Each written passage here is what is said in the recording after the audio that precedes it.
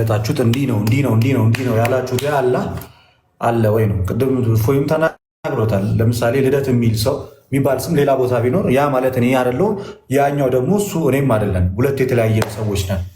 ኤኒዌይስ ክርስቲያኖችን እስኪ ጥያቄ እየተቀበልን በጣም ቤዚክ ጥያቄ ያላችሁ ሰዎች በተለይ አሁን ላይ ሳታውቁት ዝም ብላችሁ ከክርስትና ለመውጣት የምትንደረደሩ ሰዎች ክርስትና ውስብስብ እምነት አይደለም። የክርስቶስ አምላክነት ሙስሊሞቹ እንደሚሏችሁ በግልጽ ያልተጻፈ ነገር አይደለም።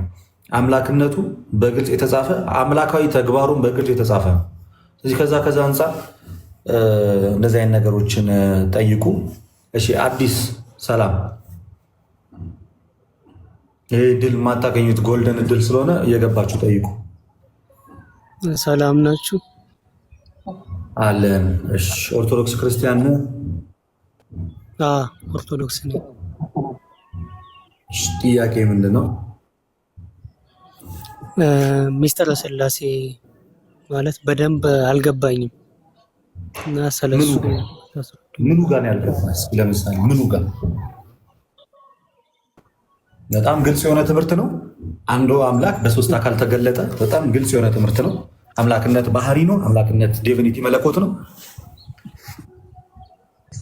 የትኛው ጋር ነው ያልገባህ? አይ ብዙም አላውቀውም ማለት አልተማርኩትም ከዚህ በፊት እና ስለሱ በደንብ ማወቅ ፈልጌ ነው። ሚስጥረ ሥላሴ አብ ወልድ መንፈስ ቅዱስ ስለነሱ በደንብ ማወቅ ፈልጌ ነው። ኦኬ፣ ለማን እድሉ ልስጥ? ከዚህ ውስጥ አጠር አድርገን ምን ማለት እንደሆነ አልገባኝም። ሥላሴ ትምህርት አላውቀውም እንደ ትምህርት አስተምሩኝ ከሆነ በጣም በርካታ ትምህርቶች አሉ ዩቲዩብ ላይ ስለ ሥላሴ ትምህርት የተሰጡ በጣም ብዙ ትምህርቶች እንደ አዲስ እንማር ከሆነ አይ ግን የሥላሴ ትምህርት ላይ እዚኛው ክፍል ላይ ምን ምሳሌ ወልድ ስንል ምን ማለት ነው? ቃል ስንል ምን ማለት ነው? አብ ስንል ምን ማለታችን ነው? በአብና በወልድ መካከል ያለ አንድነት ምንድን ነው? አይነት ጥያቄ ከሆነ ወይ ይሄ ግን እንደ አዲስ አስተምሩኝ ነው የሥላሴን ትምህርት አይደለ? አዲስ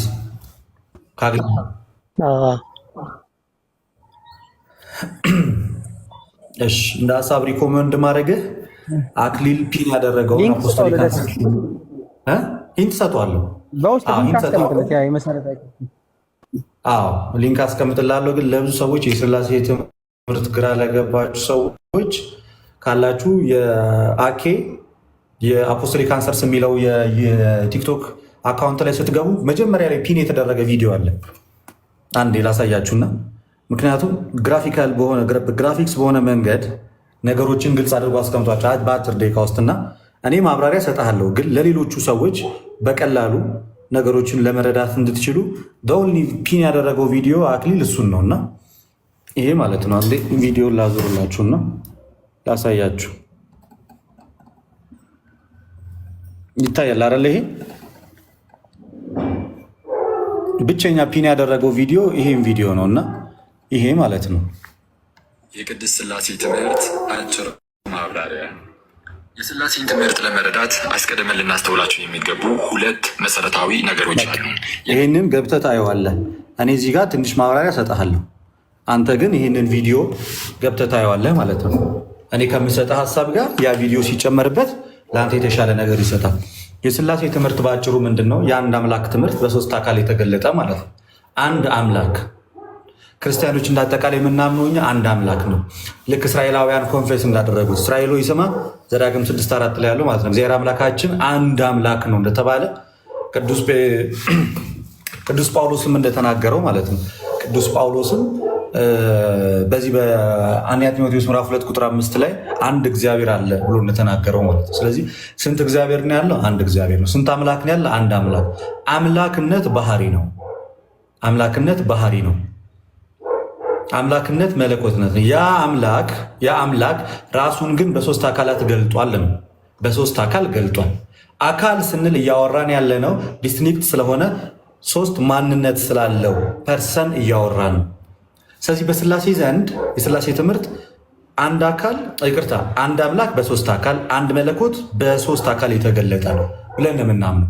ስለዚህ አብ አባት፣ ወልድ ልጅ፣ መንፈስ ቅዱስ ሰራጺ ብለን እናምናለን። አብ አባት ነው ስንል ከዘላለሙ እርሱን የሚመስል ልጅ አለው እያለ ነው። ልጁም ደግሞ ከእርሱ ጋር በባህሪ የሚካፈል ነው እያለ ነው። ያንን የአብ ባህሪ ያለው ልጅ አለ ማለት ነው። እንደገና ደግሞ ከአብ የሚሰርጽ ደግሞ ከአብ የሚወጣ መንፈስ ቅዱስ አለ። ያው አብና ወልድ ያላቸው ባህሪ ያለው ማለት ነው። ቀለል አድርጌ በሰው ኔቸር በሚለው ነገር ላስረዳ። ስለዚህ በስላሴ ዘንድ አንድነት፣ አምላክነት፣ መለኮት፣ ገዥነት፣ ዓለምን መፍጠር፣ ፈጥሮ ማሳለፍ እነዚህ አምላክነትን ወይ አንድነትን የሚያሳዩ ነው። ሶስትነት ደግሞ በስላሴ ዘንድ የስም ሶስትነት አለ። አብ፣ ወልድ፣ መንፈስ ቅዱስ። የአካል ሶስትነት አለ። የአብ ፍጹም አካል፣ የወልድ ፍጹም አካል፣ የመንፈስ ቅዱስ ፍጹም አካል። የግብር ሶስትነት አለ። አብ አባት ነው በግብሩ፣ ወልድ ደግሞ ልጅ ነው፣ መንፈስ ቅዱስ ደግሞ የሚወጣ ነው። የኩነት ሶስትነት ደግሞ አለ።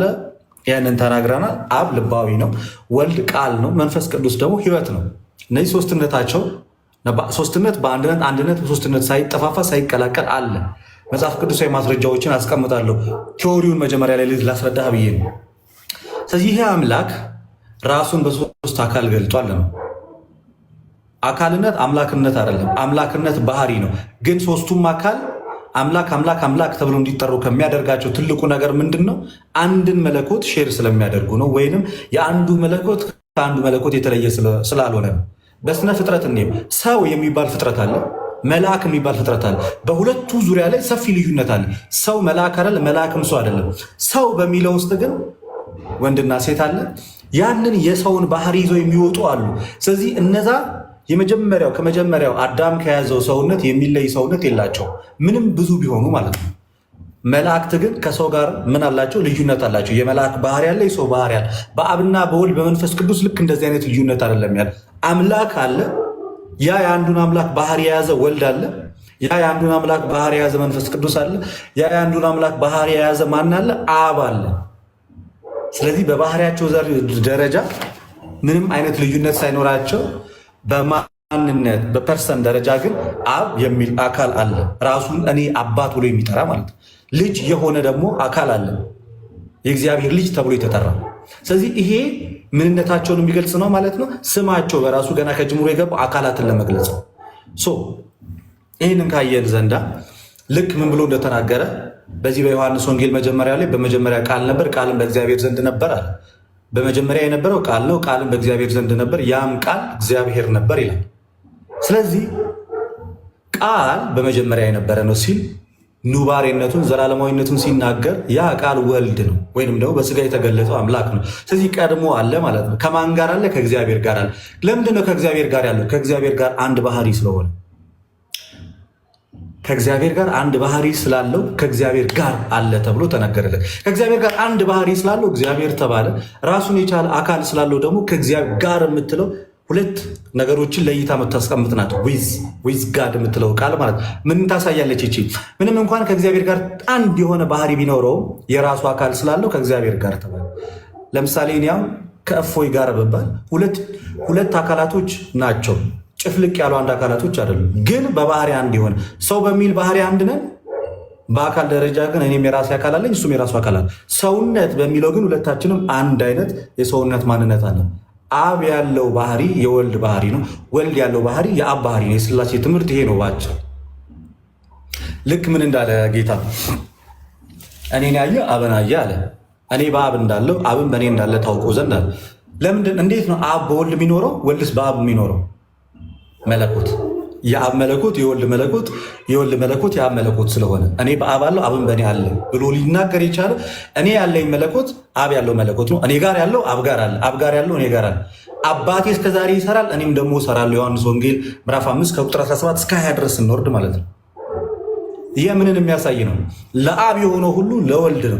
አብ ሕይወትን እንደሚሰጣቸው ወልድም ሕይወትን ይሰጣቸዋል የተባለው የሚሰጠው አንድ አይነት ሕይወት ነው። አንድ ሕይወት ነው የምናገኘው፣ እሱም የዘላለም ሕይወት ነው። ያንን አብን መስጠት ከቻለ ወልድን መስጠት ከቻለ ሁለቱ ጋር ያለ መለኮት ተመሳሳይ መለኮት ነው ማለት ነው።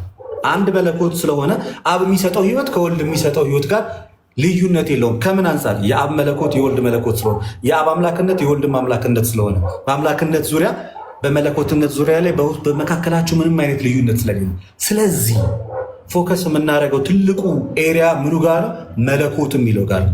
ያ መለኮት እንደ አካል የተነጣጠለ ሳይሆን በሶስቱም አካላት ላይ ግን ምን ያለ ነው? ያለ መከፋፈል ያለ መነጣጠል ያለ ነው። ልክ ሰው የሚለው በሁላችንም መጠሪያ እንደሆነ ሰዎች ነን ሁላችንም፣ ግን ደግሞ የራሳችን አካል አለ። የየራሳችን አካል አለ። ልክ እንደዛ መለኮት የሚለው በሶስቱም ዘንድ ህልው ሆኖ የሚኖር ግን ደግሞ እነዛ ደግሞ አካላት ሶስት ናቸው። ሶስትነታቸው ደግሞ ከምናቸው አንጻር ነው ማለት ነው። የራሳቸው የሆነ ማንነት ስላላቸው ያ ማንነት የአባትነት የልጅነት ማንነት ነው ማለት ነው። ይህንን ነው ቤተክርስቲያን የምታስተምረው። ስለዚህ አንዱ አምላክ በሶስት አካላት ተገለጠ ሲባል ይሄ ነው። ኦኬ ወጣ ወንድማችን ትጠይቁናላችሁ፣ ከዛ ትወጣላችሁ። ኤኒዌይስ ለሌሎቹ ጠቅለል ሳደርግላቸው ሙስሊሞቹ እንደሚያስረዷችሁ ወይም እንደሚነግሯችሁ አብ ከወልድ የተለየ ሌላ አይደለም፣ ወልድም ከአብ የተለየ ሌላ አይደለም። የወልድ ማንነት የወልድ አምላክነት የአብ አምላክነት ነው። የወልድም አምላክነት የአብ አምላክነት ነው። በሁለቱ መካከል ላይ በአምላክነት ልዩነት ስለሌላቸው ዮሐንስ 10:30 ላይ እኔና አብ አንድ ነን አለ።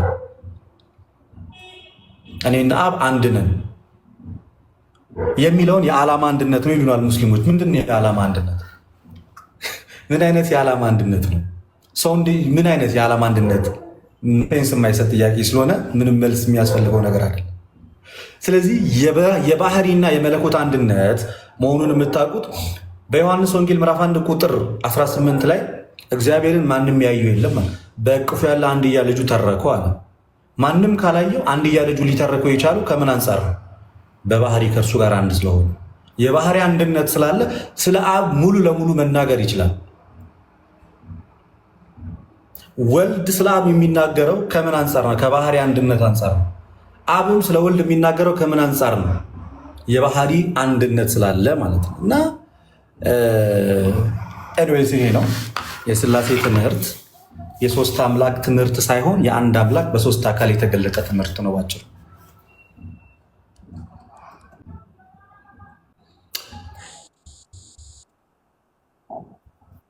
የበለጠ ለሰለምቴዎች እድል እንሰጣለን። ሰለምቴዎች ካላችሁ አንዳንድ ቁጥር ጻፉና እናስገባችኋለን። ሌሎችም እንትን በማለት ገስት ላኩ፣ አስገቧቸው። ሞዴሬተሮች ቼክ እያደረጋችሁ ሰለምቴ ካላችሁ አንድ ቁጥር ጻፉ።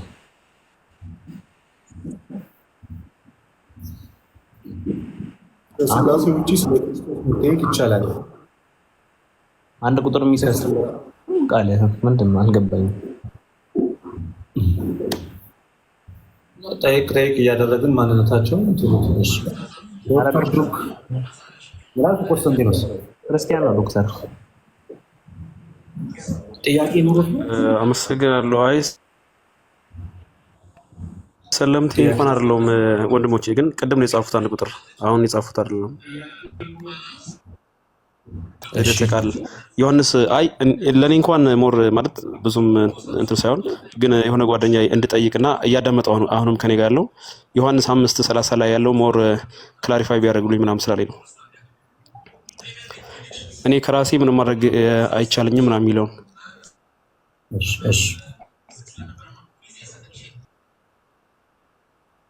እሺ ከእናንተ ውስጥ ለአንድ ሰው እድሉ ልስጥ ወይንስ እንዴት ይሻላል? እዚህ ውስጥ ያለ የእስልምና ሰራዊት ኮንስታንቲኖስ፣ ጳላዲዮስ፣ እፎይ፣ ዳዊት፣ አራድ፣ ቃል፣ እዮብ ብዙ ጊዜ የሚነሳ ጥያቄ ስለሆነ ኮመን ጥያቄ ስለሆነ ነው ወይንስ አጠር አድርጌ ላስቀምጠው? ሰውየው ቢመጣ አሪፍ ነበር። ራሱ ጠያቂው ሜይ ቢ መክፈት ከተቻለ አንድ ጥቅሱን ክፈቱትና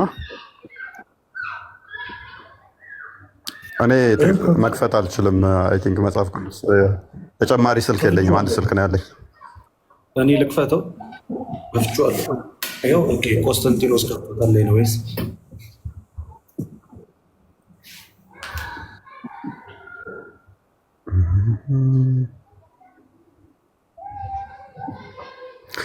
እሺ? ማን የጠየቀው? ብሩክ። መልካም።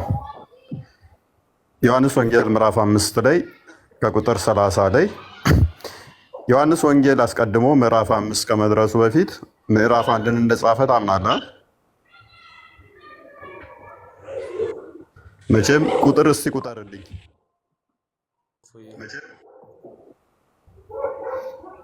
አንድ ሰው መቼም ቁጥር 1 2 3 4 5 የሚለው 1 2 3 4 ብሎ ሲጽፍ ነው አይደለ?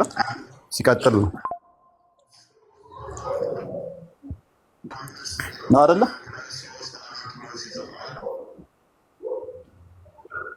ኦኬ።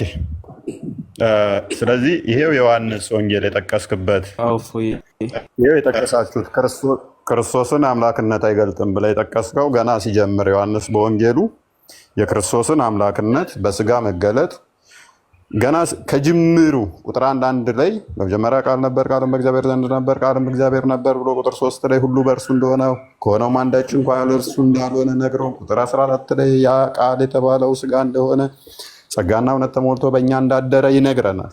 ይህንን ታምኑበታላችሁ? አታምኑበትም እንበል። ቁጥር 2 ላይ ምዕራፍ 2 ላይ እንሂድ።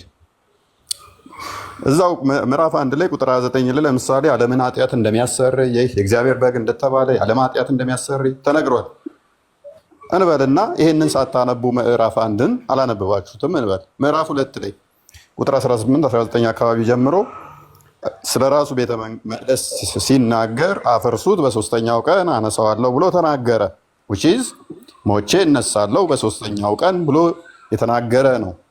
ዮሐንስ የጠቀሳችሁት መጽሐፍ ማለት ነው። ታምኑታላችሁ? አታምኑትም? ምዕራፍ 2ንም አላነበባችሁትም። which is ምዕራፍ 1 ሳታነብ ምዕራፍ 2 ደርሰሃል ማለት ነው። ምዕራፍ 2ንም አላነበብክም። መልካም። ምዕራፍ 3ም እንደዛው። ምዕራፍ 4 ላይ ስትሄዱ ምዕራፍ 4 ቁጥር 24 ጀምሮ ብታዩት ለምሳሌ ያቺን ሳምራዊቷ ስትጠይቀው የነበረው ሙግት ታውቁታላችሁ። አላነበባችሁትም። አምላክነቱን የሚገልጽ በግልጽ የተቀመጠ ስለሆነ አላነበባችሁትም። የእነኚህ ምዕራፎች አላነበባችሁትም። ምዕራፍ 5 ገባችሁ። ምዕራፍ 5ን አንብባችሁታል? ምዕራፍ 5ንም ሳታነቡ ቁጥር 30 ብቻ ነው ያነበባችሁት። ከቁጥር 1 ጀምራችሁ ስታነቡ ታሪኩ የመጻጉዕ ታሪክ አለ አይደለ?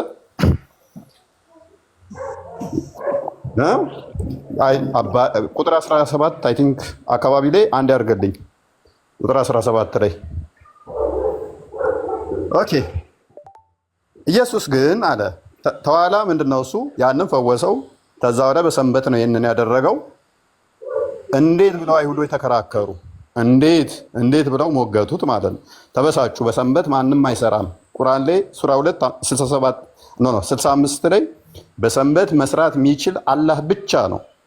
በሰንበት ባይዘው የተርበው አሳ ያጠመዱትን ራሱ ወደ ዝንጀሮ ነው የቀየራቸው። አላህ ወደ ጦጣና ዝንጀሮ ነው የቀየራቸው። ምን አደረገ መሰላችሁ? አላህ ከሰኞ እስከ አርብ ቀን ከእሑድ እስከ አርብ ቀን ምግብ አሳ ከውሃ ውስጥ እንዳይወጣ ከለከለ። በሰንበት ደግሞ እንዳሰሩ አላቸው። ሰዎቹ ጠኔ ሊሞቱ ሲሉ አሳዎቹ የሚወጡት ቅዳሜ ቀን ሆነ። እንደ በራብ ከመሞት ትንሽ መሰንበት አሉና በቅዳሜ አሳ ጠመዱ ማለት ነው። አላህ ተናደደና ወደ ዝንጀሮ እና ጦጣ ቀየራቸው። በሰንበት እንዴት ትሰራላችሁ? ኤኒዌይስ በሰንበት መስራት የሚቻለው አምላክ ብቻ ነው። በሰንበት የሚሰራው አምላክ ብቻ ነው። ይሄ በአይሁዶች በጅውሽ ታሪክ በደንብ የሚታወቅ ነው። በእስልምናውም በተመሳሳይ ክርስቶስ በሰንበት ይሰራ ነበር። የሰንበት ጌታዋ እሱ ስለሆነ ማርቆስ ወንጌል ምዕራፍ 2 ቁጥር 26-28 መጨረሻ አካባቢ ላይ ማቴዎስ ወንጌልም በተመሳሳይ ይህንኑ ያስቀምጠዋል። ማቴዎስ ወንጌል ምዕራፍ 12 ይመስለኛል ቁጥር 8 አካባቢ ላይ የሰንበት ጌታዋ እንደሆነ አስቀምጦታል። ኦራይት በሰንበት ፈወሰና እዚህ ጋር ክስ መጣበት። ምን አለው ሰውየውን? ወደ 38 ዓመት አካባቢ እንትን ያለውን ሰውየውን ተነስና ሄድ አለው። ከዛ ምን አለ? ቁጥር 17 ላይ አንዳርግልኝ። ኢየሱስ ግን አባቴ እስከዛሬ ይሰራል አስቀድመው፣ ስለዚህም አለ በሰንበት ይህን ስላደረገ ይህን ስላደረገ አይሁድ ኢየሱስን ያሳድዱት ነበር፣ ሊገድሉትም ይፈልጉ ነበር አለ። ለምንድን ነው ያሳደዱት? ለምንድን ነው ሊገድሉት የፈለጉት? ሙስሊሞች ይህንን ሳያነቡ ነው ቁጥር 30 ላይ የደረሱት። አውድ የሚባል አያውቁም፣ ምዕራፍ የሚባል አያውቁም። አትሊስት ከቁጥር የጠቀሱትን ምዕራፍ እንኳን አያነቡትም። አይሁዶች ሊገድሉት የፈለጉት በሰንበት ይህንን ስላደረገ አይሁዶች ሊገድሉ ፈለጉ። ለምን? ምን በድለው? በሰንበት ያንን ስለፈወሰ። ለምን? ኢየሱስ ግን ምን አለ? አባቴ እስከዛሬ ይሰራል እኔ ደግሞ እሰራለሁ ብሎ መለሰላቸው። ቅድም ባልኳችሁ መሰረት አላህ በሰንበት ሰርታችኋል ብሎ ወደ ጦጣ ነው የቀየራቸው። ለምን? በሰንበት ማንም መስራት እንደማይቻል ይታወቃል። በሰንበት እስከዛሬ መስራት የሚችል ዛሬም አስቀድሞም መስራት የሚችል ፈጣሪ ብቻ ነው። ፍጡሩን የሚመግበው የሚጠብቀው የሚንከባከበው ማን ብቻ ስለሆነ በሰንበት ፈጣሪ ብቻ ስለሆነ ማለት ነው። ፈጣሪ ሁሌም ፍጡሩን የሚጠብቅ የሚንከባከብ የሚገዛ ስለሆነ ማለት ነው። አባቴ ይሰራል እኔም እሰራለሁ አለ። ቁጥር 18 ላይ እንግዲህ ሰንበት ስለሻረ ብቻ አይደለም አሉ። ሰንበት ስለሻረ ብቻ አይደለም፣ ነገር ግን ደግሞ ራሱን ልብ በል ከእግዚአብሔር ጋር ከማን ጋር? ከአባቱ ጋር ማለት ነው። በቀድሞ በጀውሾች ታሪክ እግዚአብሔር ብለው የሚሉት አብን ነው። ለዛ ነው ከእግዚአብሔር ጋር ሲባል ሞሮፍ የሚሰጠው ለአብ ነው። ምክንያቱም እግዚአብሔር ሲሉ እነሱ አብን እያሉ ስለሆነ ማለት ነው። ነገር ግን ራሱን ከእግዚአብሔር ጋር አስተካክሎ ልክ ፊልጵስዩስ ምዕራፍ 2 ቁጥር 6 ላይ በእግዚአብሔር መልክ ሲኖር የሚለውን ማለት ነው። በእግዚአብሔር መልክ ሲኖር እርሱ ቃሉ ጠፋብኝ። ከእግዚአብሔር ጋር አስተካክሎ እግዚአብሔር አባቴ ነው ስላለ ምን ስላለ? አባቴ ነው ስላለ። ስለዚህ አይሁድ ሊገሉት አብዝተው ይፈልጉ ነበር። ማንን? ክርስቶስን። ምን ስላለ? ራሱን ከእግዚአብሔር ጋር አስተካክሎ። ያ የባሪያን መልክ የያዘው በመጀመሪያ በእግዚአብሔር መልክ የነበረው ራሱ ከማን ጋር ስላስተካከለ ይላል? ከእግዚአብሔር ጋር አስተካክሎ እኩል መሆን ማለት ነው።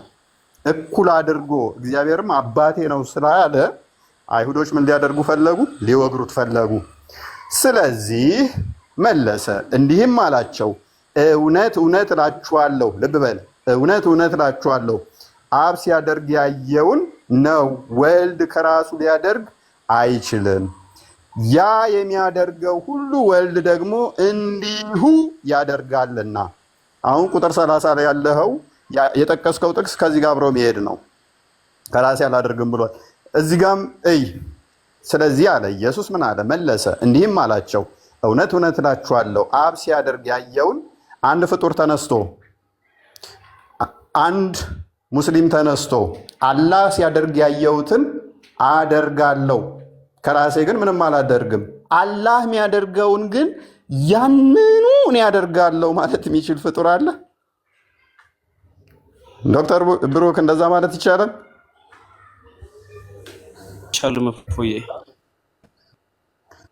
እንደዛ ካልክ አንተም ፈጣሪ ነኝ እያልክ ነው ማለት ነው። ከፈጣሪ እኩል እኔ እሱ የሚያደርገውን ከሱ የተለየ ሳይሆን ከሱ ተመሳሳይ ግን ማድረግ እችላለሁ እያልክ ነው።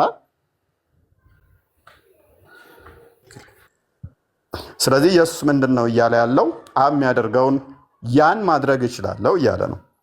ነገር ግን ከሱ የተለየ ማድረግ አልችልም ነው። ከሱ የተለየ የፍቃድ ልዩነት ስለሌለ አንድ ያስመርልኝ።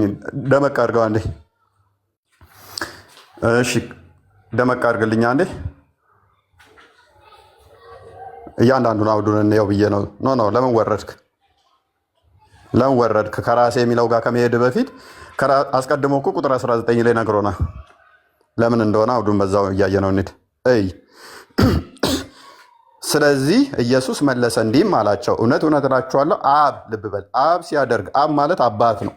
ስለዚህ ኢየሱስ ምን እየተናገረ ነው? አባቴ ሲያደርግ ያየሁትን አደርጋለሁ። አብ ሲያደርግ ያየውን እንጂ ወልድ ከራሱ፣ ልብ በል፣ ወልድ ከራሱ ምንም ነገር ሊያደርግ አይችልም። ከአብ የተለየ ወልድ ምንም ሊያደርግ አይችልም። ምክንያቱም አንዲት ፍቃድ፣ አንዲት ስልጣን፣ አንዲት አገዛዝ ስላለቻቸው። ያ ልብ በል፣ ያ የተባለው ማን ነው? ዶክተር ብሩክ፣ ያ የሚያደርገውን ሁሉ ወልድ ደግሞ ያደርጋል አለ። ያ የተባለው ማን ነው? እግዚአብሔር አብ። ቴንክ ዩ። ስለዚህ ያ የሚያደርገውን ደግሞ ወልድ ያደርገዋል። ቴንክ ዩ። እሺ ቁጥር 20 ላይ አብ ወልድን ይወዳልና የሚያደርገውን ሁሉ ያሳየዋል። ልብ በል፣ የሚያደርገውን ሁሉ ያሳየዋል። አብ ማንን ስለሚወድ? ወልድን ስለሚወደው፣ ኢተርናል የሆነ ፍቅር ስላላቸው። አንድ ፍጡር ተነስቶ አላህ የሚያደርገውን ሁሉ ለእኔ ያሳየኛል ሊል አይችልም። ፎር ኢንስታንስ ሰማይን ሲፈጥር አሳይቶታል? ምድርን ሲፈጥር አሳይቶታል ብለን ስንጠይቅ አስቀድሞ ስላልነበረ፣ አባትህን ሲፈጥር አሳይተዋል ብለን ብንጠይቀው ከአባቱ በፊት አንድ ልጅ ሊኖር ስለማይችል አላሳየውም፣ ስህተት ይሆናል ማለት ነው። እዚህ ጋር ግን ምን ይለናል? አብ ወልድን ይወደዋልና የሚያደርገው ሁሉ ያሳየዋል፣ እናንተ ትድኑ ዘንድ ከዚህ የሚበልጥ ስራ ያሳየዋል። አብ ሙታንን እንደሚያስነሳ፣ ልብ በል፣ አብ ሙታንን እንደሚያስነሳ ሕይወትም እንደሚሰጣቸው እንዲሁ እንዲሁ ማለት ምን ማለት ነው ወንድማችን ዶክተር ብሩክ? እንዲሁ ደግሞ ለሚወዳቸው ወልድም ሕይወትን ይሰጣቸዋል ይላል። ምን ማለት ነው? እንዲሁ ደግሞ ማለት በተመሳሳይ ማለት ነው ወይንስ ባነሰ ሁኔታ ማለት ነው?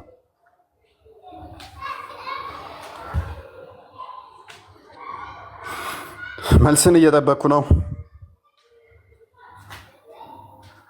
ዶክተር ብሩክ አንተ ገስት ሊሆን ወይ ያደረገውን እሺ ባይድሽ አብ እንደዚሁ አብ የሚያደርገውን እንደዚሁ በተመሳሳይ እኩል በሆነ ሁኔታ ማለት ነው አይደለ? አቻ በሆነ ሁኔታ እንዲሁ ማለት በተመሳሳይ ማለት ነው። መልካም። ስለዚህ አብ ሙታንን እንደሚያስነሳ ሕይወትም እንደሚሰጣቸው እሺ አብ ሙታንን እንደሚያስነሳ ሕይወትም እንደሚሰጣቸው እንዲሁ ደግሞ ለሚወዳቸው እንዲሁ ወልድ ደግሞ ለሚወዳቸው ሕይወትን ይሰጣቸዋል ይላል። ስለዚህ ሕይወት መስጠት የሚችል ነው ክርስቶስ። ወልድ የተባለው ክርስቶስ ሕይወትን መስጠት የሚችል ነው። ለዚህ ነው ዮሐንስ ወንጌል ምዕራፍ 3 ቁጥር 16 ላይ በእርሱ የሚያምን የዘላለም ሕይወት እንዲኖረው እንጂ እግዚአብሔር እንዳይጠፋ አንድያ ልጁን እስኪሰጥ ድረስ ዓለሙን እንዲወዷልና ስለሚል ማለት ነው። እንዲሁም በዮሐንስ ወንጌል ምዕራፍ 11 ቁጥር 25 ላይ የሚያምንብኝ ቢሞት እንኳን ሕያው ይሆናል፣ ሕያው የሆነ ለዘላለም ይኖራል ብሎ ክርስቶስ ስለተናገረ ዘላለማዊ ሕይወት መስጠት የሚችል የኔና አንተ ጌታ ነው። የኔና አንተ ጌታ ዘላለማዊ ሕይወትን መስጠት የሚችል ነው። ሰዎች ሁሉ አብን ልብ በል፣ ሰዎች ሁሉ አብን እንደሚያከብሩት አለ ወልድን ያከብሩት ዘንድ በተመሳሳይ እንዲያከብሩ ማለት ነው።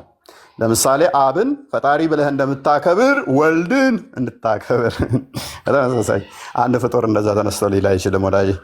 ሰዎች ሁሉ አብን እንደሚያከብሩት ወልድን ያከብሩ ዘንድ ፍርድን ሁሉ ለወልድ ሰጠ እንጂ አብ በአንድ ሰው ስንኳ አይፈርድም። ወልድን የሚያከብር የላከውን ወልድን የማያከብር የላከውን አብን አያከብርም። እውነት እውነት እላችኋለሁ ቃሌን የሚሰማ የላከኝንም የሚያምን የዘላለም ሕይወት አለው፣ ከሞት ወደ ሕይወት ተሻገረ እንጂ ወደ ፍርድ አይመጣም። ስለዚህ ሙታን ድምፁን የሚሰሙለት ዘላለማዊ ሕይወትን የሚሰጥ ሱራ 3 135 ላይ ካላ በቀር ማንም የለም ይላል። እንደ ቁርአኑ አስተምሮ ዘላለማዊ ሕይወትን መስጠት የሚችል አላህ ብቻ ነው። አንተ የጠቀስከው መጽሐፍ ክፍል ግን ኢየሱስ ክርስቶስ ሙታን ድምፁን እንደሚሰሙ ዘላለማዊ ሕይወትን እንደሚሰጥ ይናገራል ማለት ነው። ዘላለማዊ ሕይወትን እንደሚሰጥ ይናገራል። ስለዚህ አሁን ከፍ እናድርገውና ቁጥር 30 ላይ እንሂድ። እችን የተወሰነ እርሾ ከያስክ ማለት ነው። አንተ ሙሉን ታነበዋለህ። ቀጣይ ቦሪንግ እንዳይሆን ነው፣ ብዙ መምህራኖች ስላሉ። እሺ ቁጥር 30 ላይ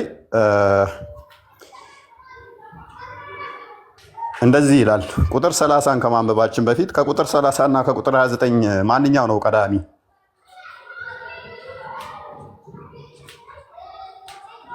ዶክተር ብሩክ እስከ 23 ድረስ በቃ እንደው አላነበባችሁትም እንበል። እንደው ቁጥር 29ንም አላነበባችሁትም።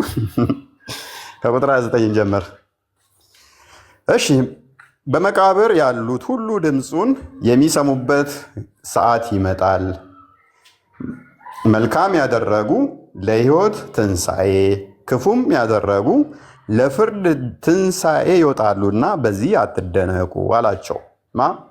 ክርስቶስ ድምፁን በመቃብር የሚሰሙት ቅድም እንዳልኩ ዘላለማዊ ሕይወትን አይታይም። እሺ እኔ እሄድበታለሁ። በመቃብር ያሉ ድምፁን የሚሰሙት ዘላለማዊ ሕይወት የሚሰጥ ኦኬ። እኔ አልሰማም እንዴ? ወይንም ቀጥሉ። እኔ እየተሰማሁ ካልሆነ ኦኬ። እሺ በመቃብር ያሉ ድምፁን የሚሰሙት ድምፁን የሚሰሙት ዘላለማዊ ሕይወት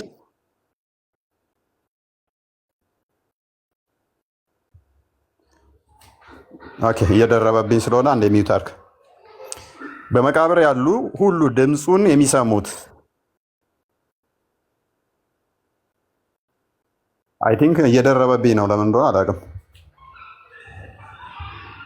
ሌላ ሰው ነው እያነበበ ያለው እሱ አይደለም። እኔ እንጃ ማን ነው እያነበበ ያለው? እኔ እንጃ። የአንተ ድምፅ አይደለም ግን የሚደረብ የነበረው ሌላ ድምፅ ነበር። ሂድበት አሁን። ለማንኛውም ወርዷል እሱ። እሺ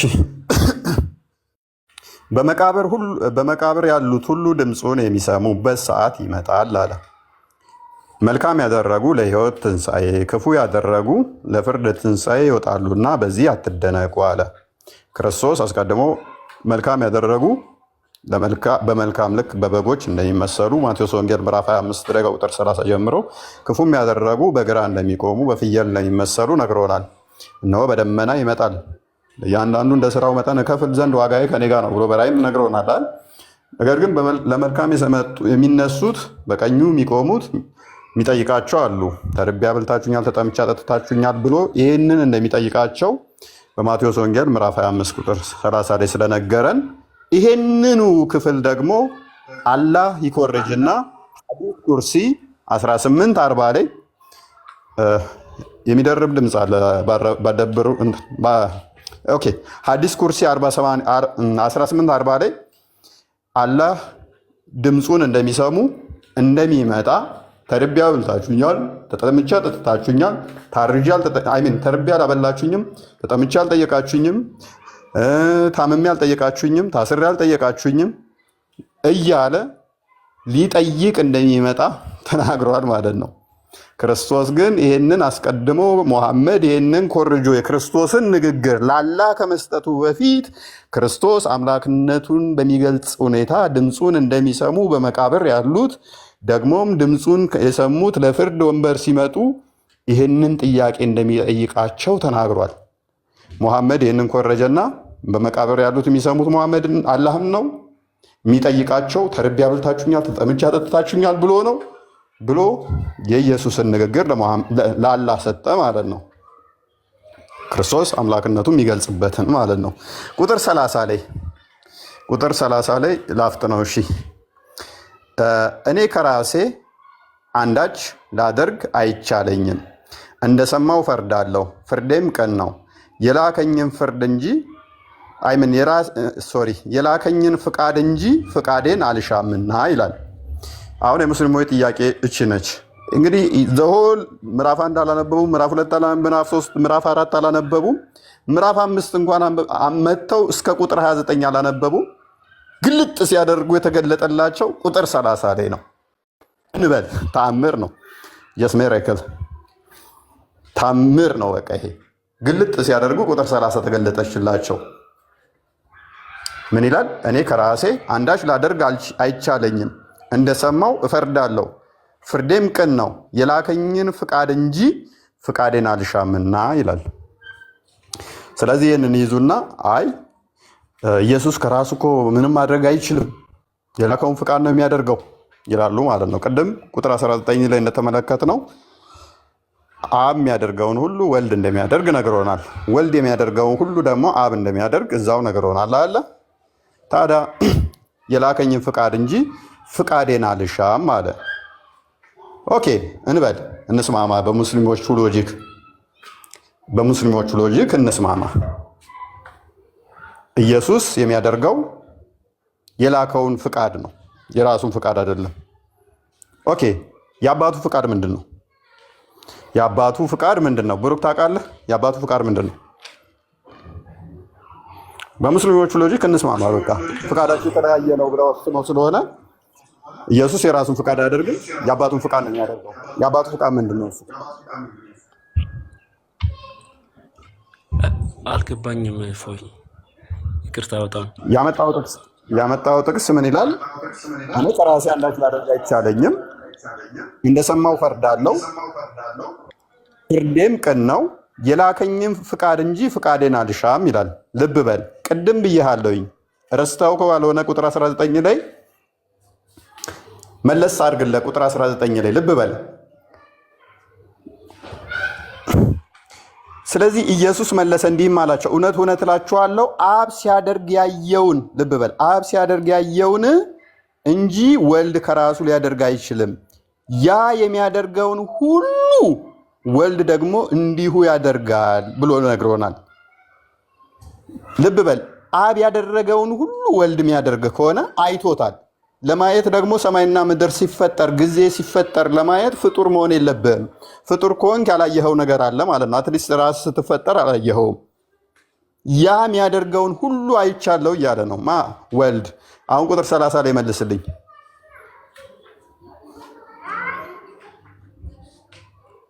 እኔ ከራሴ አንዳች ላደርግ አይቻለኝም፣ እንደሰማው ፈርዳለሁ፣ ፍርዴም ቅን ነው አለ። ኦኬ የላከኝም ፍቃድ እንጂ ፍቃዴን አልሻምና አለ። ስለዚህ ሙስሊሞች የሚሉን ምንድነው? እሱ ኢየሱስ የራሱን ፍቃድ አይደለም የሚያደርገው የአብን ፍቃድ ነው ይሉናል። የአብ ፍቃድ ምንድን ነው ነው? የአብን ፍቃድ ምን እንደሆነ ታውቃላችሁ ወይ ነው? ኦኬ ዮሐንስ ወንጌል ምዕራፍ 6 ቁጥር 40 ክፈትልኝ አንዴ።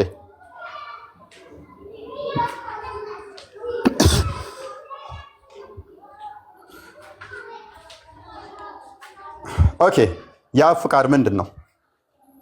ልጅንም አይቶ ልብ በል ብሩክ፣ አንብብልኝ ወይንም ብሩክ በደንብ እንዲገባ።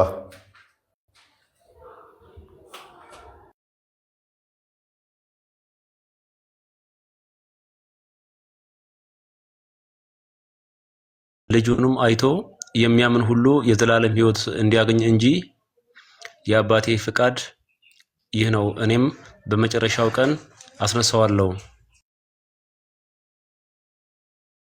ብሩክ ስለዚህ አባቱ ፍቃድ ምንድን ነው? እሱ ልጅን አይቶ በእሱ አምኖ ልጁ ደግሞ እንደሚያስነሳው ማመን ነው አይደለ?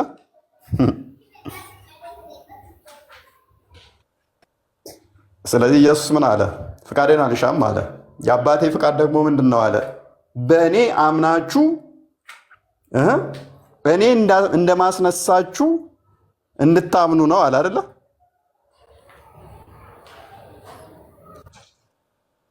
እሺ በፍጡር አምነህ ያ ፍጡር ደግሞ ዘላለማዊ ሕይወት እንደሚሰጥ ከመቃብር እንደሚሰጥ ማመን ይቻላል?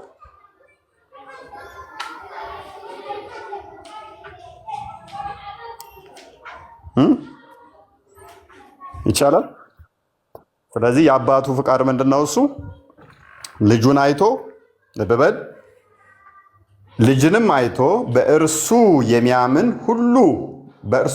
ሁሉ የዘላለም ሕይወትን እንዲያገኝ አባቴ ፍቃድ ይህ ነው፣ እኔም በመጨረሻው ቀን አስነሳዋለሁ አለ። ስለዚህ የአባቱ ፍቃድ ደግሞ በልጁ እንድታምን ነው። ልጁ ደግሞ የዘላለም ሕይወት እንደሚሰጥ ከመቃብር እንደሚቀሰቅስ ዘላለማዊ ሕይወትን እንደሚሰጥ ዘላለማዊ ሕይወት የሚሰጠው ደግሞ አምላክ ብቻ ነው።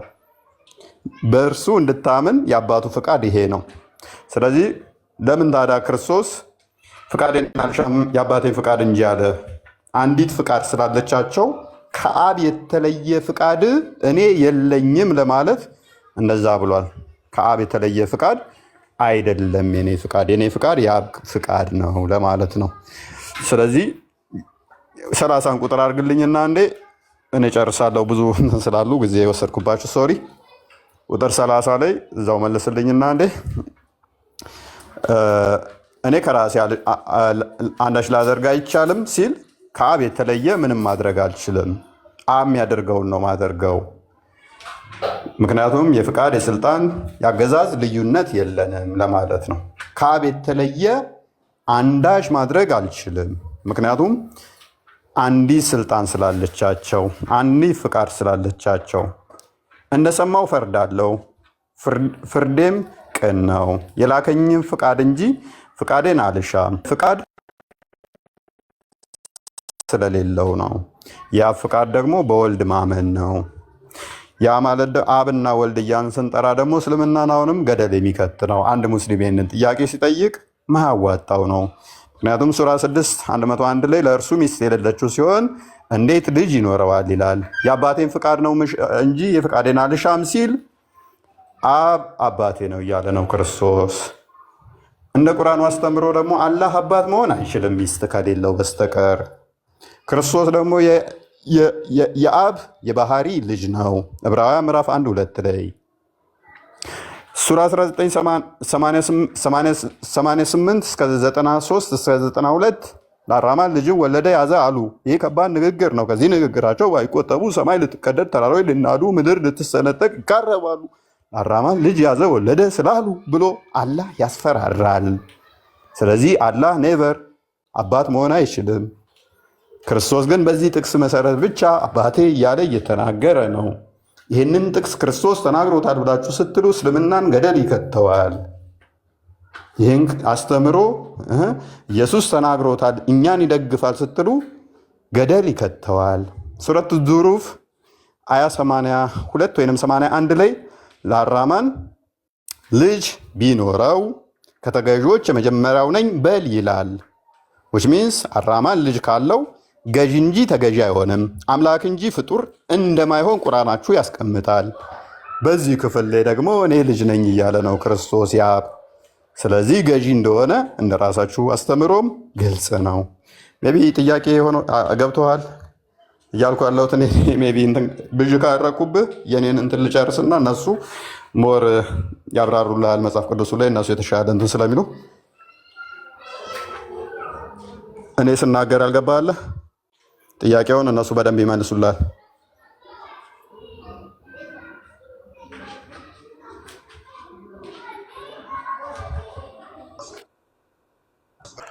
መልካም ፎዬ። አይ ልጁም እየሰማ ነው። በጣም እንትን ብሏል። ግን በጣም ማለት ይሄን እድል ድጋሜ ስለማላገኘው ሳልናገር ማላልፈው አንድ ነገር አለኝ። ፎይ ስላስተማርከን ትምህርት የሚገርም ነገር ብዙ ጊዜ አንተን ለመከታተል ጥረት አድርጌያለሁ። እዚህ ያሉ ወንድሞች አሉ፣ እነ ቆስጠንጢስ አሉ፣ እነ ቃል እነ ማማዬ አሉ። እነሱን መከታተላቸዋለሁና ብዙ ጊዜ ባለኝ ትርፍ ሰዓት እውነት ለመናገር ፎይ ለአንተ ያለኝ ክብር ማለት ነው መብርሃን በምታውቀው ማለት እንኳን እኔ በዚህ ዘመን ተፈጠርኩ በቃ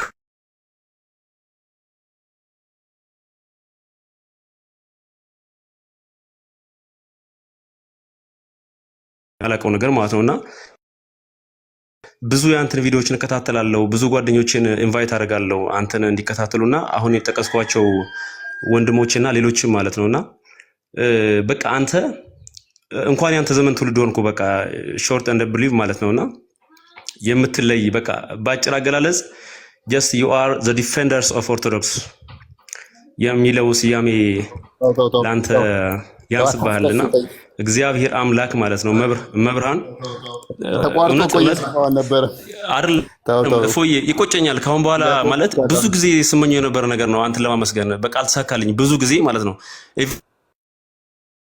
ግን ባለፈው ራሱ መግለጫ ስከታተል ነበርና በቃ እኔ ምንም አልልህም በቃ መብርሃን በእውነት ባለህበት ቦታ ትጠብቅህ በቃ ሁልጊዜ በተቻለኝ ጸልያለሁና ስለ ትምህርት ደግሞ ጓደኛ ያብሮኝ ያለው በጣም ተደስቷል። ቴንክ ዩ ቫሪ ማች ቃሌው ያሰማልን ወንድሜ በቃ መብራን ተጠብቀህ አመሰግናለሁ።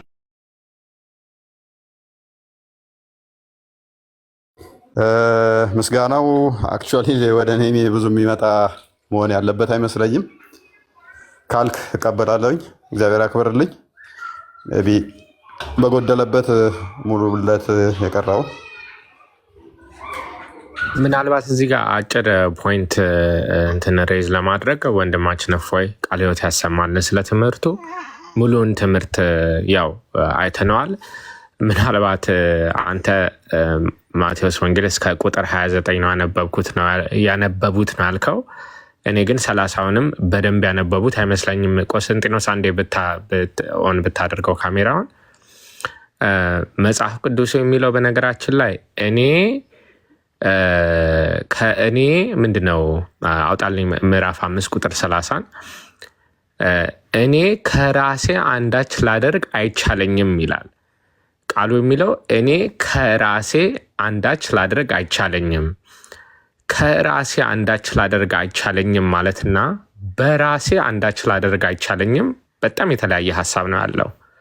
በራሴ አንዳች ላደርግ አይቻለኝም ማለት he is subordinate ማለት ነው። በራሴ ምንም ማድረግ አልችልም ማለት። ከራሴ ማለት ግን ኢንዲቪጁዋል የሆነ ኢንዲፔንደንት የሆነ ፈቃድ የለኝም ማለት ነው። ከራሴ ማለት እና በጣም የተለያዩ ናቸው። እና ወይም እኔ ራሴ አንዳች ላድርግ አይቻለኝም ካለ እኔ ምንም ማድረግ አልችልም ማለት ነው። በቃ አቅም የለኝም፣ ፓወር የለኝም፣ ስልጣን የለኝም፣ አምላክ አይደለሁም ማለት ነው። እኔ አንዳች ላድርግ አይቻለኝም ቢል እግዚአብሔር አባቴ ሳይፈቅድ ምንም ማድረግ አልችልም ቢል ልክ ነው። አሁን እንደሚሉት ኧረ ይሄ ነገር እንዴት ነው ያስበላል። ግን እዚሁ ይህንን እኮ ቨርስ ራሱ ብን ከራሴ ይላል። አሁን እነዚህ ከነለ እነበ እየተረሱ ስለሆነ ዝም ብለን ያው እየሄድንበት ነው። ግን ሙሉን ትምህርት ወንድማችን እፎይ በእውነት እንደው ቃለ ሕይወት ያሰማልን አስተምሮናል። ግን እዚሁ ራሱ እኮ 30ን ራሱ ብናነበው መልሶ እዚህ ላይ ነበረ። እኔ አንዳች ላደርግ አልችልም ማለትና እኔ ከራሴ አንዳች ላደርግ አይቻለኝም በጣም የተለያየ ሀሳብ ነው አለው ለማለት ነው። እና እዛው ራሱ መልሱን ልናገኘው እንችል ነበር ለማለት ነው።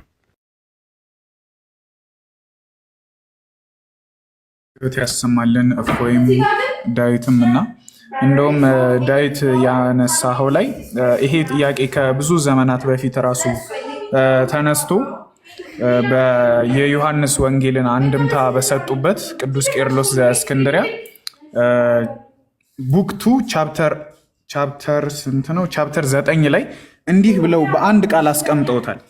ዘ ሰን ኢዝ ኢን ናቲንግ ኢንፌሪየር ኦፍ ጋድ ዘ ፋዘር but is of equal mighty in operation unto all things of God ይላል። God of God የሚለውን ሲያብራራ ወይም ቢጎትን በመሆኑ ያነሰ አለመሆኑን ወይም ሰብኦርዲኔሽን አለመኖሩን እዚህ ጋር ግልጽ በሆነ ሁኔታ አሁን ከተነሳው አንጻር በሚል በራሱ ምንም ማድረግ አይችልም በሚል የሚፈቱት ስላሉ ከዚህ አንጻር ራሱ የተሰጠ አንድምታ አለና አንድምታውን ራሱ ማንበብ ኢምፖርታንት ነው ብዬ አስባለሁ።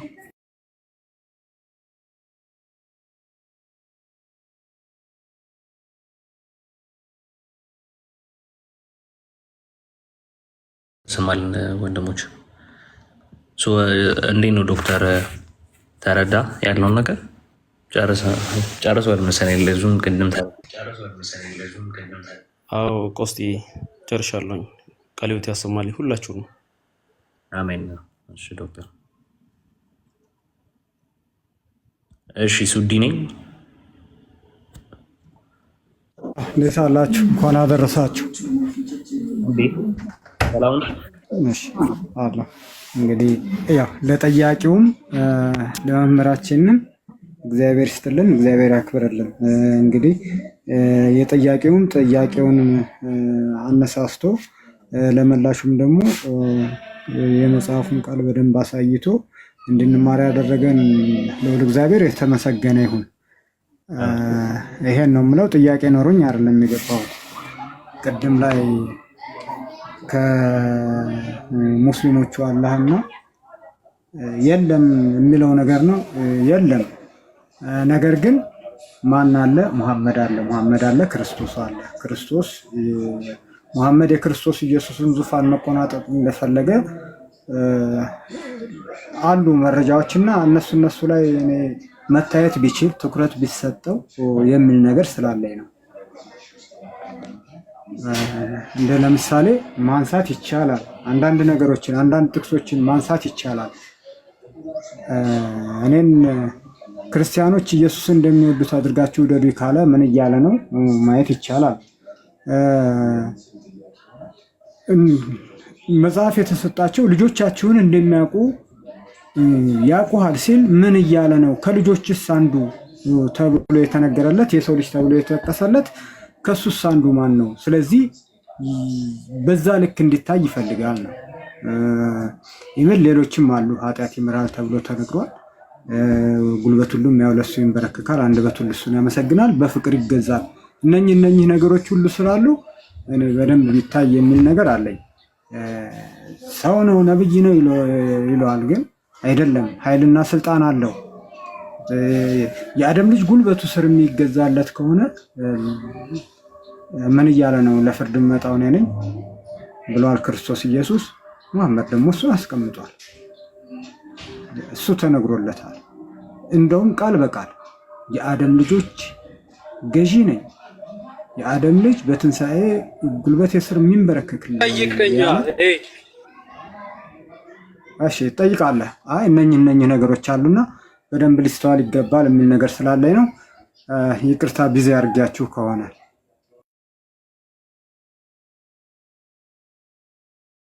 ቃሎት ያሰማልም። ቁሬ ቀጥል።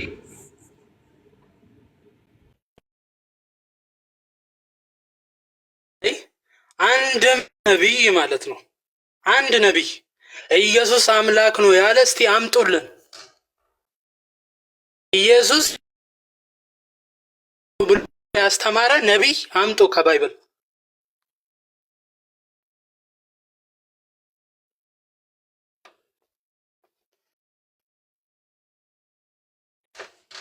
ኡስታዝ ቀጥል። ለፎይ እዚህ ነው እንኳን መጽሐፍ ቅዱስ ላይ ቁርአን ላይ ባሳየስ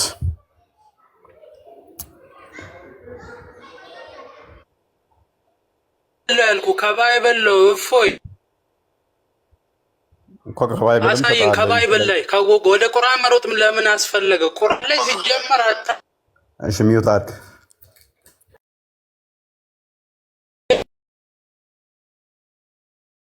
ተረጋጋ። ተረጋጋ። ቆይ ቆስጠንጢኖስ አንዴ ክፈትልኝ።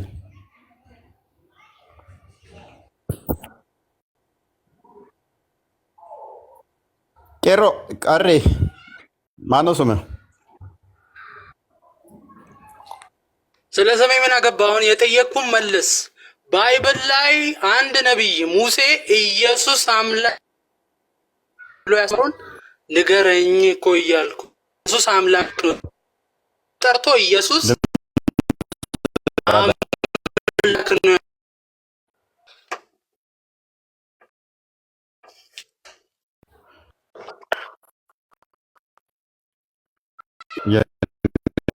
ስልኬ መሰለኝ የተቆራረጠብኝ ነው። ኤኒዌይስ መልካም።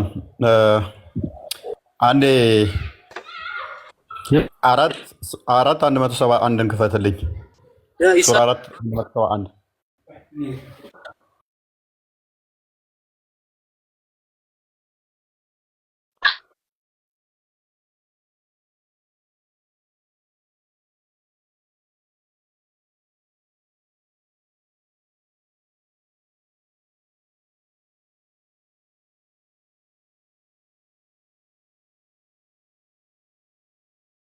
ጥያቄ አዳምጣ። በደንብ እኔ ያልኩህ ከባይብል ላይ ኢየሱስ አዳምጣ እንዴ አምላክ ነው ብሎ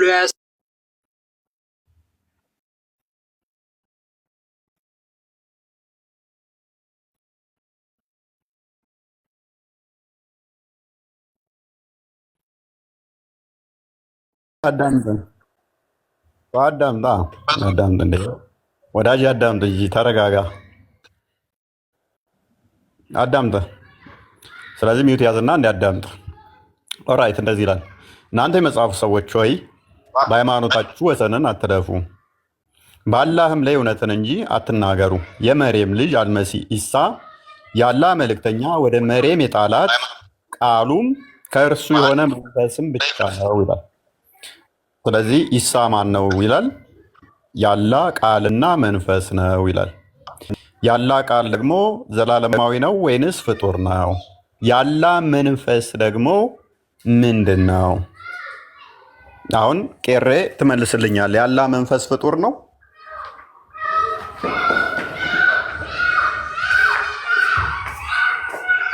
ቀሬ ይሁን ቃል አላህ በይሁን ቃል ወይም ኩን ፈየኩን ብሎ ነው የፈጠረው እያለ ያለው በይሁንታ ቃል ወይም ደግሞ ሁን ብሎት የፈጠረው ነው እንጂ እያለ ያለው ቃሉ ለራሱ ኢሳ ነው እያለ አይደለም። አትቅጠፍ አይልም። እስቲ ኢሳ አምላክ ነው የሚል እዚህ ላይ አለ። ኢሳ አምላክ ነው የሚል አለ እዚህ ላይ። ኢሳ አምላክ ነው የሚል አለ። መልስ። ኢሳ እየጮኩ አይደለም። አትጮህ። ፈጠረው አይደለም የሚለው ቃሉ ነው የሚለው አይደለም። ይሄ መልስልኝ። የአላህ ቃል ነው ይለዋል አይለውም? ይሄን ብቻ መልስልኝ። ክርስቲያኖች ቃሉ ይለዋል ጥራዥነት አይለውም? ይህን ብቻ መልስልኝ ወዳጄ። አረ እባክህ አትሳደብ፣ አትሳደብ። እንዳላህ ባለጌ አትሁን፣ እንዳላህና እንደ መሐመድ ባለጌ አትሁን፣ አትሳደብ። ተጠየቀውን ብቻ መልስ። በመንፈሱና በቃሉ ፈጠረው አይደለም የሚለው፣ ቃሉና መንፈሱ ነው የሚለው። ከየት አመጣ? ተፍሲር ከኪስህ ነው? ቁርአኑ የሚለውን ብቻ ነው ማንበብ ያለብህ። ይሄ ብልግና ነው። ባለጌ ደግሞ አትሁን። ስድብ የባለጌዎች መገለጫ ነው። ልክ አልአደብ አልሙፈረድ 963 ላይ ነብያችሁ ሰዎችን ሲያናድድ ምን ብሎ ይላል? የአባትህን ብልት ሂድና ንከሰው ነበር። ስለዚህ እንደዛ አትሁን አንተ። ቁርአኗን ብቻ አንብብ። የመርየም ልጅ አልመሲ ያላ ቃልና መንፈስ ነው አይደለም ነው ጥያቄ። ወጣ እንዴ? ስለዚህ ኢሳ ባለማወቅ የተጠቀሰ ጥቅስ ስለሆነ ይህ ጥቅስ ከዮሐንስ ወንጌል ምዕራፍ 1:1 ላይ የተወሰደ ጥቅስ ነው። ዮሐንስ ወንጌል ምዕራፍ 1:1 ላይ የተወሰደ ነው። በመጀመሪያ ቃል ነበር፣ ቃልም በእግዚአብሔር ዘንድ ነበር፣ ቃልም እግዚአብሔር ነበር የሚለው ያችን ባለማወቅ ዝም ብሎ ወሰዱትና ወልድ ፈጣሪ ቃል ነው ብለን እናምናለን፣ ቃሉ ነው ብለን እናምናለን። ከዛ አላህ መሐመድም ያችን ኮረጀና ኢሳ እኮ ያላ ቃል ነው አለ። ባለማወቅ የተወሰደች ነች። ቃሉ ደግሞ ፍጡር አይሆንም። ቃሉ ፍጡር ነው ካልከን አላህ ከቃሉ በፊት ቃል አልነበረውም ማለት ነው። ከመፍጠሩ በፊት which is ዲዳ ነበር ማለት ነው። ምን አልክ? አይ ቲንክ እኔ ጋር ይሁን አንተ ጋር አላውቅም። እየተቋረጠብኝ የእሱ ኔትወርክ ነው።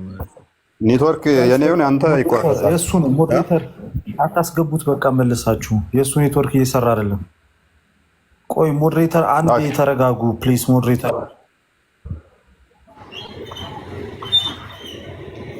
ሞዴሬተር አንዴ ተረጋጉ። ቆይ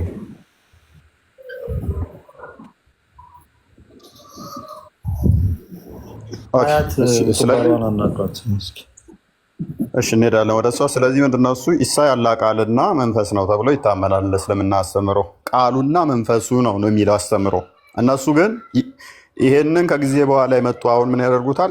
ኖ በቃሉ የተፈጠረ ነው፣ በይሁን ቃሉ የተፈጠረ እና በመንፈሱ የተፈጠረ ነው ተው እንጂ የሚለው ግን ምንድነው እሱ የመርየም ልጅ አልመሲ ኢሳ የአላህ መልእክተኛ ወደ መርየም የጣላት ምን ያላት? የጣላት። አንድ ነገር ተጣለ የሚለው አስቀድሞ ሲኖር ነው። ሳይኖር አይጣልም ወዳጄ። ንቃ፣ ተንቀሳቀስ። ተጣለ ከተባለ አስቀድሞ ነበር ማለት ነው፣ ከመጣሉ በፊት። የጣላት የሁን የምትለው ራሱ የገባች ነች፣ በእንትን ለማጭበርበር ማለት ነው። ለማጭበርበር የገባች ነች። የጣላት ምኑ ነው? ቃሉ። ቃሉም ከእርሱ የሆነ መንፈስ ብቻ ነው። ስለዚህ የተጣለው ካላህ ዘንድ ወደ ሜሬም የተጣለ ነገር ነው። ከመጣሉ በፊት የነበር ነው። which is ሜሬም ማህፀን ውስጥ ከመግባቱ በፊት ወደ ሜሬም ማህፀን ውስጥ የተጣለ ነገር አለ። ምን? ያላ ቃልና መንፈስ። ያ ያላ ቃልና መንፈስ ፍጡር አይደለም። ቃሉና መንፈሱ ፍጡር አይደለም። ስለዚህ ባለማወቅ ዮሐንስ ወንጌል ምዕራፍ 1:1 ላይ የተወሰደ ነው። በመጀመሪያ ቃል ነበር፣ ቃልም በእግዚአብሔር ዘንድ ነበር፣ ቃልም እግዚአብሔር ነበር። ሁሉ በእርሱ ሆነ፣ ከሆነውም አንዳች እንኳ ያለ እርሱ አልሆነም የሚለው ጥቅስ የተኮረጀ ነው። ይህ ቃል በመጀመሪያ ነበር የተባለው ሁሉን ያስገኘ ሁሉን የፈጠረ እንደሆነ ቁጥር 3 ላይ የሚነግረን የዘመኑ መጨረሻ ላይ ነቢያትን ሲልክ ከቆየ በኋላ ዕብራውያን ምዕራፍ 1 ቁጥር 2 እንደሚነግረን አንድ ላይ እንደሚነግረን በስጋ ተገለጠ። ቁጥር 14 ላይ ቃልም ስጋ ሆነ። ያ ቃል ስጋ የሆነው ማን ይባላል? ኢየሱስ ክርስቶስ ይባላል። ስሙ የእግዚአብሔር ቃል ይባላል። ራእይ ምዕራፍ 19 ቁጥር 13 ይመስለኛል፣ ቼክ አድርግልኝ።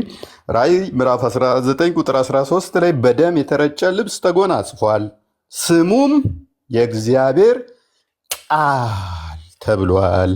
ባለማወቅ ቁርአኑ ያላህ ቃል ኢሳ ነው ብሎ ያለው ዘላለማዊ ነው። ያ ሁሉን የፈጠረ ነው። ስሙም የእግዚአብሔር ቃል ተብሏል። ኢየሱስ ክርስቶስ አንተን እኔን ያን በ56 ዓመቱ የ9 ዓመት ሕፃን ልጅ እንትን ያላትን ነብይህን የፈጠረው ማን ይባላል? የእግዚአብሔር ቃል ተብሎ ይጠራል። ስለ እኔ ስለ አንተ ቤዛ ሊሆን የሞተልን በስጋ የተገለጠ እውነተኛው አምላክ ነው። ስለ ራሱ ሲናገር አስቀድሞ ሁሉን የፈጠረ አብርሃም እንኳን ሳይወለድ የነበረው ዮሐንስ ወንጌል ምዕራፍ 8 ቁጥር 53 ምናምን አካባቢ ጀምሮ እንደሚናገረው ያ አባቶቻቸው እሱ ናቸውና ክርስቶስ በስጋ መጣ ብሎ ሐዋርያው ቅዱስ ጳውሎስ በሮሜ መልእክቱ ምዕራፍ 9 ቁጥር 5 ላይ የገለጸው እርሱ ከአብ ጋር የተካከለ እውነተኛ አምላክ እንደሆነ ስለ ራሱ ሲናገር እኔና አብ አንድ ነን ብሎ ያለው ዮሐንስ ወንጌል ምዕራፍ 10 ቁጥር 30 የዘላለም ሕይወት መስጠት የሚችል በጎቹን የሚጠብቅ ከበጎቹ ከእጆቹ ማንም ሊያወጣ እንደማይችል የተናገረው የበጎቹ እረኛ የሆነው ነፍሱን ስለ በጎቹ አሳልፎ የሰጠው ዮሐንስ ወንጌል ምዕራፍ 10 ቁጥር 27 ጀምሮ ቁጥር 1 ጀምሮ አንብቡት እናንተ። እርሱ እውነተኛ እረኛና እውነተኛ ጠባቂ፣ እውነተኛ መጋቢ፣ የዘላለም አባት የሆነው ኢሳይያስ ምዕራፍ 9 ቁጥር 6 ባልሳሳት የተነገረለት በስጋ እንደሚገለጥ እንደሚወለድ ያ ተወልዶ እኛን ቤዛ እንደሚሆነን በስጋ እንደመጣ ማቴዎስ ወንጌል ምዕራፍ 20 ቁጥር 28 ማርቆስ ወንጌል ምዕራፍ 10 ቁጥር 45 ቤዛ ሊሆነን እንደመጣ የነገረን አምላክ ነው። በስጋ የተገለጠ አስቀድሞ በእግዚአብሔር መልክ ሲኖር ሳለ ከእግዚአብሔር ጋር መተካከልም መቀማት እንደሚገባው አልቆጠረም።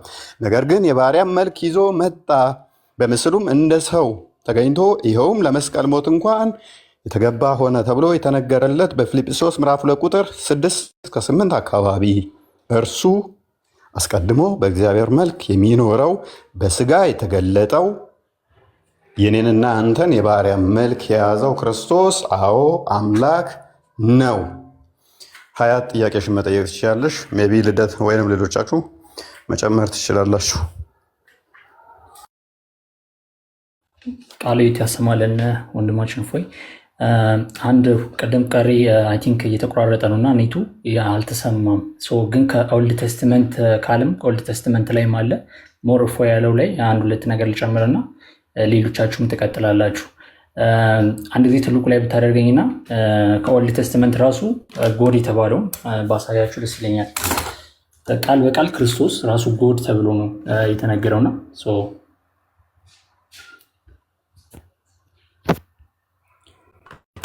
እዚህ ላይ ምንድነው ኢሳያስ ትንቢተ ኢሳያስ ላይ ምዕራፍ 9 ከቁጥር 6 ላይ ምን አለ? ሕፃን ተወልዶልናልና ወንድ ልጅም ተሰጥቶናል፣ አለቅነትን በጫንቃው ላይ ይሆናል፣ ስሙም ድንቅ መከር፣ ኃያል አምላክ፣ የዘላለም አባት፣ የሰላም አለቃ ተብሎ ይጠራል። እዚህ ላይ ያለና ይሄኛውን ቀጥታ ምን ላይ እንሄዳለን? ባይብል ሀብ ላይ ገብተን አይዚያ ቻፕተር 9 ቨርስ 6 ላይ ገብተን ምን ይለዋል? እዚህ ጋር ኤልጎቦር ነው። ኤልጎቦር ማለት ማይቲ ጋድ ነው። ከኦልድ ተስትመንት እንኳን ፕሮፌሳይ ወይም ደግሞ ትንቢቱ ኤልጎቦር ሪፕሬዘንት የሚያደርገው ማይቲ ጎድን ነው። ሂዝ ጋድ እያለን ነው እዚህ ጋር። ሌላው ምንድን ነው? በኒው ተስትመንት ይሄ ነገር ተብሏል ወይ ተፈጽሟል? አዎ ኦፍኮርስ ሉቃስ ወንጌል ምዕራፍ 2 ከቁጥር 11 ላይ ዛሬ በዳዊት ከተማ መድኃኒት ለእርሱም ክርስቶስ ጌታ የሆነ ተወልዶላቸዋልና ይላል። ይሄ ትንቢት ተፈጽሟል በኢሳያስ ወይም ደግሞ በአይዛያ ላይ ያየ ነው ማለት ነው። ሞር ግን ሐዋርያ ቅዱስ ጳውሎስ በቲቶ ላይ በምዕራፍ 2 ከቁጥር 13 ላይ ምን ይላል? ይህም ጸጋ ኃጢአተኞችንና ዓለማዊ ምኞትን ክደን የተባረከውን ተስፋችንን እርሱም የታላቁን የአምላካችንና የመድኃኒታችን የኢየሱስ ክርስቶስ ክብር መገለጥን እንጠብቅ። ይሄ ቨርስ ዳይሬክትሊ አላይን የሚያደርገው ከትንቢተ ኢሳያስ ምዕራፍ 9 ከቁጥር 6 ጋር ካለው ወርድ ጋር በባይብል ሀብ ላይ ገብታችሁ ቼክ ማድረግ ትችላላችሁና አላይን ያደርጋል። የቀደሙት ትንቢት ሁሉ ወይም ደግሞ በትንቢቱ አይተናል፣ በኒው ቴስትመንት ደግሞ ይሄ ትንቢት ተፈጽሟል ማለት ነውና እፎ ያለበት ላይ አንድ ሁለት ልጨምርበት ብዬ ነው። አመሰግናለሁ።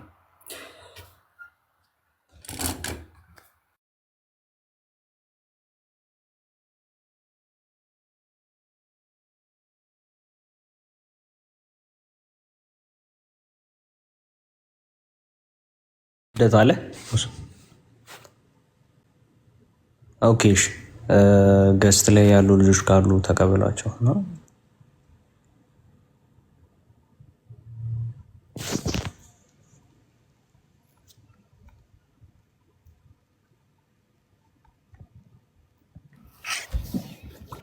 ቃልዮት ያሰማልን ሁላችሁንም። ይሰማላ የኔ ድምፅ? እሺ፣ ምናልባት የተወሰኑ ሰዎች ካሉ የተወሰኑ ኦርቶዶክሳውያን ካሉ ጥያቄ እንመልስና ከዛ እንጨርሳለን። አይ ቲንክ ስንት ሰዓት ሆነ? 6 ሰዓት ሆነ ላይቭ ላይ ራሱ። ኦርቶዶክሳውያን ካሉ እንቀበል አይደል? ጥያቄ ካላችሁ እንደዛ ይሻላል።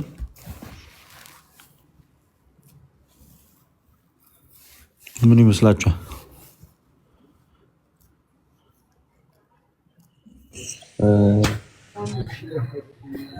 ማን ሞዴሬተር ማን ነው? ቆስጠንጢኖስ አንተን ያስገባው? ጥያቄ ያለኝ ነው። ጥያቄ ነው። አታስወጡ። ቀደም አስገብታችሁ አስወጥታችሁኛል።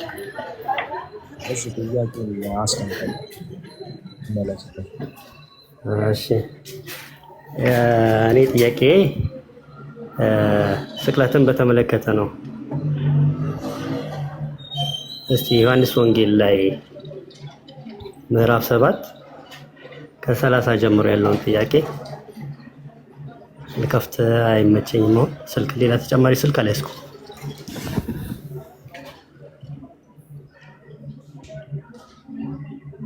ምንድነው ጥያቄ እዛ ላይ? እስቲ ከፈቱና አንዴ ተጨማሪ ስልክ ስለላይስኩ ነው እኔ ለመክፈት።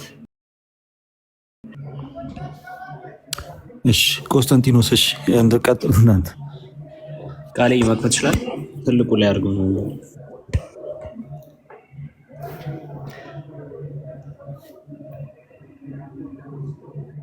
ለሰይድ ዮሐንስ ወንጌል ምዕራፍ 7 ዶሮን አንቆት ነው ቃል ቀስቲ ሙርሲ ዝብኛላ ማዘር ቤት ነኝ ያለው ለዛ ቃል ተገኝቶታ ባለ አይ ቲንክ እንደዛ መሰለኝ ጥቅሱ። ኦኬ ዮሐንስ እንትን ያልከው ምዕራፍ 7 ያው ቁጥር 30 ወላድ ተቀበልና 30 ጀምሮ 30 ጀምሮ ምን ማለት ይሄ ነው ያያላል። ለኪ በደንብ አይታየኝም ካሜራ ትንሽ። አሁንስ ወይ ኮስቲ ምትከፍ ምችል ኮን አይታይም። ኦኬ ኮስቲ ትልቁ ላይ ሆነና ክፈትለት ወይ ነው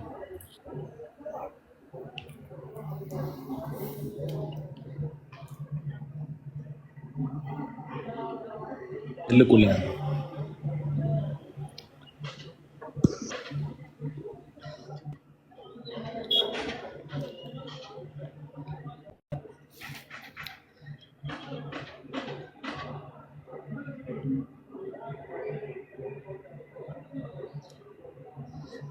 እሺ ይታያል። አሁን ቴንኪው አመሰግናለሁ። ይታያል። እሺ ቀጥል። ጥያቄን አስቀምጠ ይመለስልሃል። እሺ ኦኬ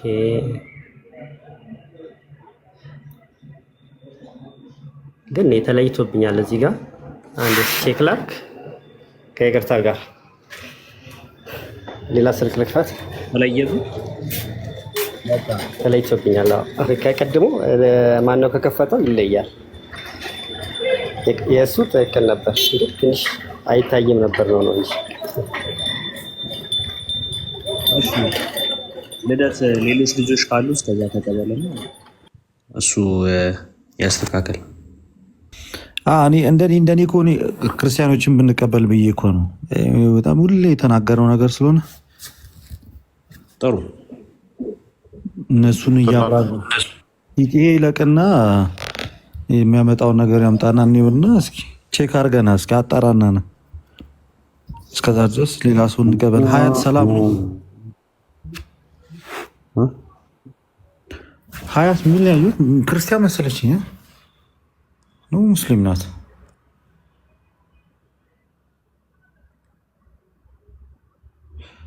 እሺ ሌላ ሰው ላስገባ ባል ያለን ሰዓት እንድንጠቀም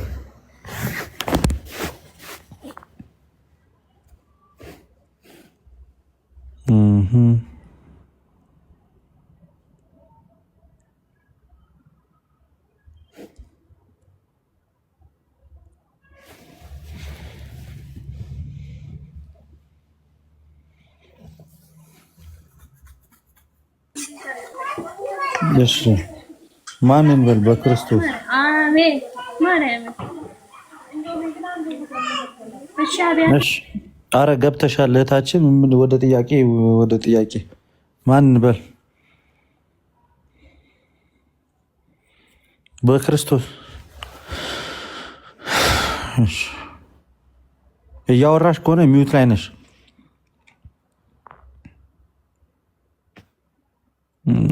ሌላ ሰው እናስገባለን ገብታችሁ ዝም ባትሉ በጣም ደስ ይለናል ልደት እኔ ጥያቄ ማን ነው አዲስ ነኝ የገደሙ ይቅርታ ድጋሚ መጣሁ ወይኔ አዲስ ያኬ ቪዲዮ አይተዋል ሰላም ነው አይ ቀደመ ኔትወርኩ ዘግቶብኝ ነውና አንዴ የሱን ቪዲዮ አይተኸውና ቀደምኛን አብራርተና ረጅም ሰዓትና ወጣህ አንተ አብራርተን ተናግረን ነበር አሁን ከሰዓት አንፃር ላይ ወደ ኋላ ምን መለሰው ስለዚህ አንዴ የሱ የአክሊልን ቪዲዮ እና ተመልሰና እሺ ፒን ያደረገው ቪዲዮ አይተና ፒን ያደረገው እሺ ተመልሰናና ከዛ እዛ ቪዲዮ ያልገባ ነገር ካለ እንቀጥላለን ሰላም እሺ ሰላም ማን ክርስቲያኒቲ ነው የሚለው ማን ነው ስምህ የሆነ ጥያቄ ልጠይቅ ማን ነው ስምህን ንገረን ናውድ እሺ ኦርቶዶክስ ክርስቲያን ነህ ያ እሺ ምንድነው ጥያቄ ኢየሱስ ከሰማይ ወደ ምድር ሲወርድ በሰው አካል ነው ወይስ በመንፈስ ነው በመለኮታዊ አካል ረቂቅ በሆነ አካል ከዛ በስጋ ተገለጠ በስጋ ሲገለጥ ታየ ኦኬ በመለኮታዊ አካል ነው የተገለጠው በመለኮታዊ አካል ነው ወደኛ የመጣው ሲገለጥ ግን በስጋ ነው ልክ ሮሜ ምዕራፍ 9 ቁጥር 5 ላይ እሺ ቆስጠንጤዎስ እስኪክፈተው ሮሜ 9:5 ክፈትለት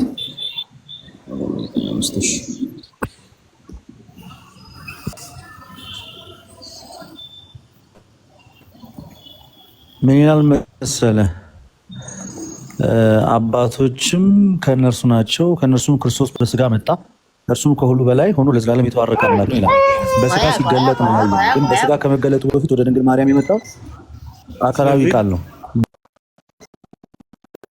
በመለኮታዊ አካሉ ነው ወደ ድንግል ማርያም የመጣው በመለኮታዊ አካል መጥቶ እኛ ግን ሲወለድ ያየ ነው የተገለጠው ግን በስጋ ነው ማለት ነው በስጋ ሲገለጥ ያን ጊዜ አየ ነው ስለዚህ ከሳይሎኒት ጋር ሲሆን ማለት ነው በስጋ ነው የነበረው ወይስ በአምላክነት በመለኮታዊ አካል በስጋ አይደለም በስጋ የተገለጠው ከማርያም በኋላ ነው ከድንግል በኋላ ነው አዎ አይደል መልአኩ ተላከው የሚያጽናና መልአክ ተላከለት ምናምን የሚል አለ መጽሐፍ ቅዱስ ላይ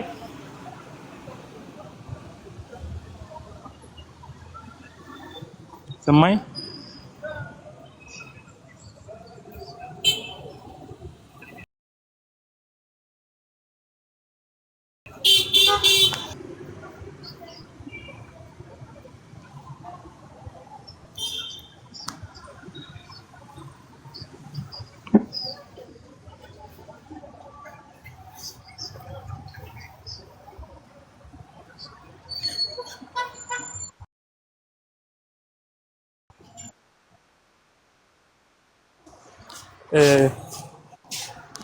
እግዚአብሔር ምንድነው የሚባለው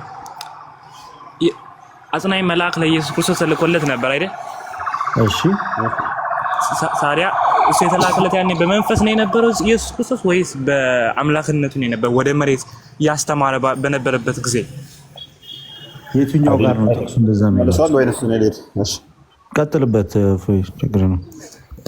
አልተረዳችም መሰለኝ። ተረድተናል።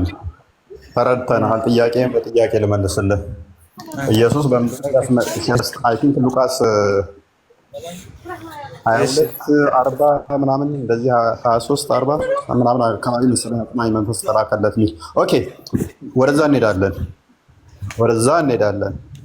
ጥያቄህ ምንድን ነው ያልከኝ? ኢየሱስ በምድር ሲያስተምር በመንፈስ ነው ወይንስ በአምላክ ነው እያልከኝ ነው አይደለ? አምላክና መንፈስ ልዩነቱ ምንድን ነው?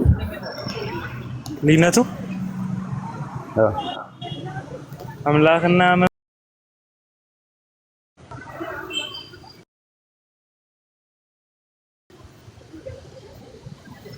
አምላክ እንደ አምላክ ነው፣ ልክ እንደ እግዚአብሔር። መንፈስ ደግሞ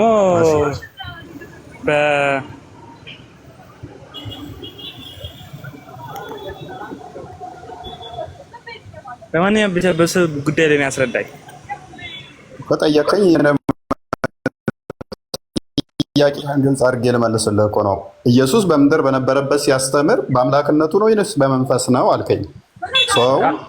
ነው እንደዛ አይደለም። በስጋ ነው ወይስ በአምላክነቱ ነው አልኩህ። አስተካክለህ ጠይቀህ። ስለዚህ አምላክ መንፈስ ነው። አምላክ ራሱ መንፈስ ነው። ዮሐንስ ወንጌል ምዕራፍ 4 ላይ አይ ቲንክ ቁጥር 24 ላይ እግዚአብሔር መንፈስ ነው የሚሰግዱለት በእውነትና መንፈስ ነው ይላል። ስለዚህ መንፈስ ነው ወይስ በእንትን ነው ብለህ በመጀመሪያ ስህተት ስለፈጠርክ ነው። ኦኬ፣ ክርስቶስ በምድር በነበረበት ሰዓት በሚያስተምርበት ሰዓት ላይ በስጋ ነው ወይስ በአምላክነቱ ነው? እኛ ምን እናምናለን? አምላክ ላይ ተገለጠ ብለን ነው የምናምነው እንጂ በአምላክነቱ ወይስ በስጋነቱ ብለን አናምንም። ነጣጥለን አናምንም። ሁለት ባህሪ ሁለት አካል ምናምን ሳይሆን አንድ አካል አንድ ባህሪ ምናምን ነው። መጀመሪያ ቃል ነበር፣ ቃልም በእግዚአብሔር ዘንድ ነበር፣ ቃልም እግዚአብሔር ነበር ካለ በኋላ ቁጥር 14 ላይ ቃልም ስጋ ሆነ ጸጋና እውነት ተሞልቶ በእኛ አደረ ይላል። ያ ቃል ጸጋና እውነት የተሞላ ያ ቃል ስጋ የሆነ ነው። ቃል ስጋ ከሆነ በኋላ ቃል ለብቻ ስጋ ለብቻ ተብሎ አይነገርም። ፍጹም አምላክ ፍጹም ሰው ብለን ስለምናምን ያ ማለት ክርስቶስ ፍጹም አምላክ ነው ፍጹም ሰው ነው ብለን እናምናለን እንጂ አንነጥልም ማለት ነው።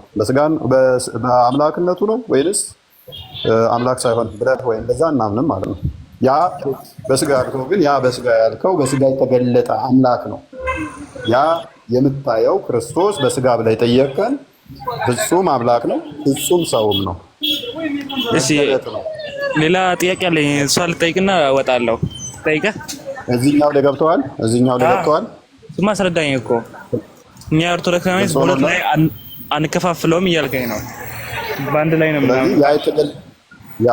ያ የተገለጠው አምላክ ክርስቶስ በስጋ ከተገለጠ በኋላ ስጋው ፍጡር ብቻ ነው፣ ከዛ ሰው ብቻ ነው፣ አምላክ አይደለም። ያስተማረው በሰውነት ብቻ ነው ብለን አንልም። በመለኮት ያለው አምላክም ነው። ቀጥል። በኢየሱስ ክርስቶስ ብዙ ጊዜ አብ የሚለው ቃል ይጠቀማል አይደል? እና አብ የሚለው ቃል ስላሴን ነው የሚገልጸው ወይስ አብን ብቻ ነው የሚገልጸው? ስላሴና አብ ምንድን ነው ልዩነቱ እና አንድነቱን ንገረኝ። ስላሴ ማለት ሶስት ስላሴ ነው፣ ግን ኢየሱስ ክርስቶስ ሲገልጽ ግን አብ ብሎ ነው የሚገልጸው። እፎይ ማለትም እፎይ እኮ ነው፣ ግን ምንድን ነው እሱ? ምን ልትል ፈልገህ ነው? እኔ ማለት የፈለኩት ስላሴን እየገለጠ ነው ወይንስ አብን ብቻ ነው ስትል ምን ማለት ነው? እኔ ማለት የፈለኩት ላስረዳ።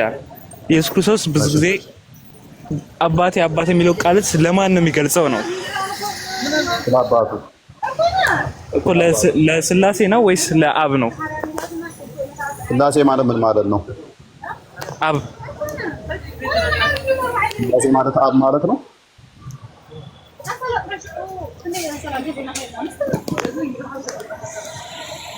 ነው ለኔ እምነት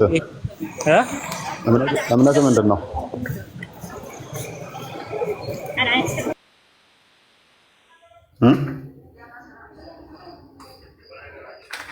ወንድማችን ይሰማል? እኔ እምነቱን ጠይቀው ማለት ስላሴ ማለት አብ ነው የሚል ክርስቲያን ያለ አይመስልም። ስላሴ ማለት አብ ማለት ነው። ምንም ያውቀው ታሪክ ያለ አልመሰለኝም። ዝም ብዬ ሳስበው ግን ልጁ ኦርቶዶክስ ከሆነ ማለት ነው። ወንድማችን አይ ያው ችግር የለውም ወንድማችን ግልጽ ካልሆኑልን እንደዚህ ሚስጥራት እንትኖችን አትሊስት አምስቱን አማዳ ሚስጥራት በደንብ ተማር። መጠየቅ ጥሩ ነው። በውስጥ ተማር። በውስጥም በደንብ እንትን ካለ አሁን ጥያቄን አጥራና ጠይቃል። አክቹዋሊ ሙስሊሞች እንደዚህ አካውንት ከፍተው እንደዚህ ያደርጋሉ። ፌክ አካውንት ስለሚከፍቱ በክርስትና ስም ይከፍታሉ ሙስሊሞችም። እሺ ኦኬ ጥያቄ እኔ መጠየቅ የጨረሰ መስሎኝ ደህና ጠይቅና እኔ ጠይቀዋለሁ።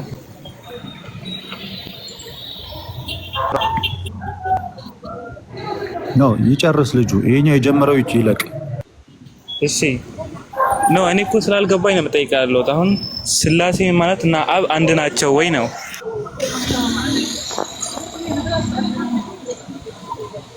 ይኸውልህ ስላሴ የእግዚአብሔርን አንድነትና ሶስትነት የሚያስተምር በአካል ሶስት በመለኮት አንድ የሚለው ትምህርቱን የያዘው የእግዚአብሔር ሶስትነትን በአካል የመለኮት አንድነትን በአምላክነት የሚያስተምረው ትምህርት ስላሴ ይባላል። አብ ደግሞ ከስላሴ አካላት አንደኛው ነው። አብ ከስላሴ አካላት አንደኛው ነው። አባት ተብሎ ወይም አብ ተብሎ የሚታወቀው ማለት ነው። አሁን እኔ እኮ ስላሴ አንድ ናቸው ነው ጥያቄ። እንደዛ ተብሎ አይደለም የሚጠየቀው። ስላሴ ማለት የእግዚአብሔር የአንድነትና ሶስትነትን ትምህርት የምናስተምርበት፣ አብ ደግሞ ከሶስቱ አካላት አንዱ አካል ነው። ከስላሴ አንደኛው አካል አብ ተብሎ ይታወቃል እንጂ አብ ሌላ ስላሴ ሌላ ተብሎ ሳይሆን የኔ ወንድም አብ ከስላሴ አንዱ አካል ነው። ገብቶሃል? ተረዳኛውን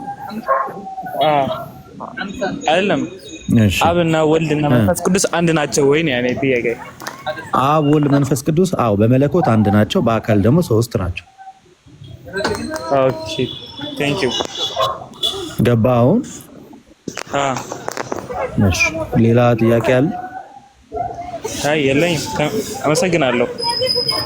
እሺ ከገባ እሺ በደንብ ተማር፣ ግን ብዙ ይቀርሃልና በደንብ መማር አለብህ። እሺ በርታ። እሺ አይ እኔ በዚህ ስላሴ ጉዳይ ነው እንጂ ያልገባኝ እኮ ሌሎች ተረድቻቸዋለሁ። ሌሎቹን ተረድታቸዋል? ሌሎቹ ከተረዳቸው የስላሴ ትምህርት ስላሴ ማለት አንድ አምላክ በሶስት አካላት የተገለጠ ማለት ነው። አንዱ አምላክ ገባ አሁን? ኦኬ እሺ ገብቶኛል ብሏል። እንግዲህ እንኳን እግዚአብሔር ረዳ። በደንብ ግን መማር ይኖርብሃል። አይ ቲንክ በደንብ በተከታታይ እየመጣ ተማር እዚህ። እሺ እኔ መቀጠል እችላለሁ? መቀጠል ትችላለህ። እንኳን ደህና ቆያችሁ። እሺ እሺ ጋዲሳ ነው። ይቅርታ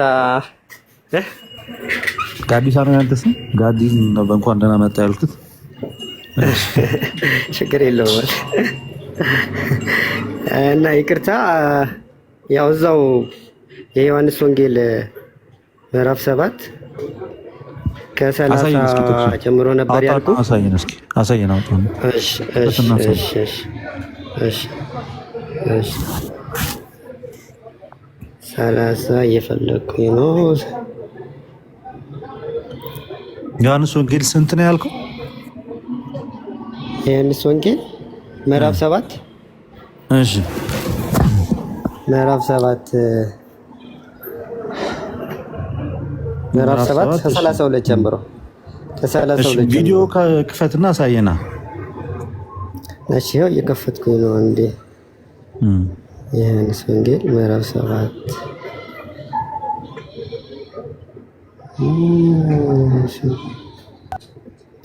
ይኸው እዚህ ጋር 32 ጀምሮ ማለት ነው። ምንድን ነው ጥያቄ? እሺ እሺ ፋሪሳውያንም ሕዝቡ ስለ እርሱ እንደዚህ ሲያንጎራጉሩ ሰሙ። የካህናት አለቃዎችም ፋሪሳውያንም ሊይዙት ሎሌዎችን ላኩ።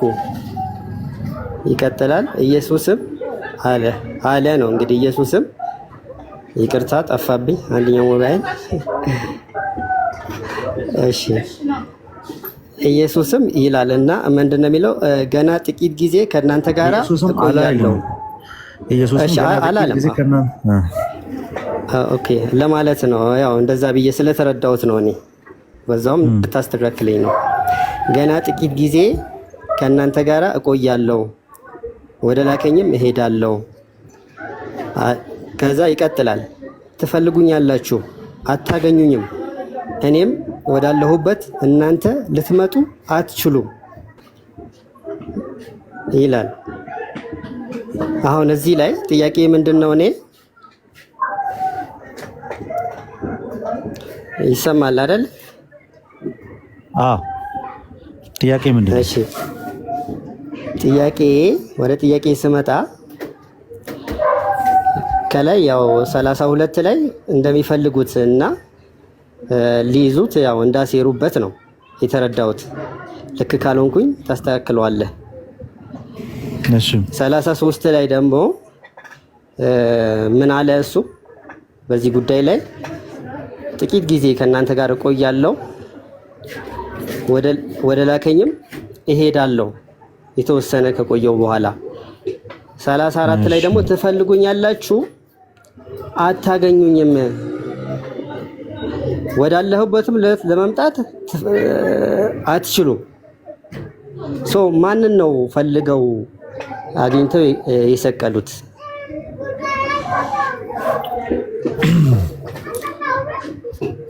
ስለዚህ ጥያቄ ምንድን ነው? ያንተን ጥያቄ አቅርብልኝ። ማንን ነው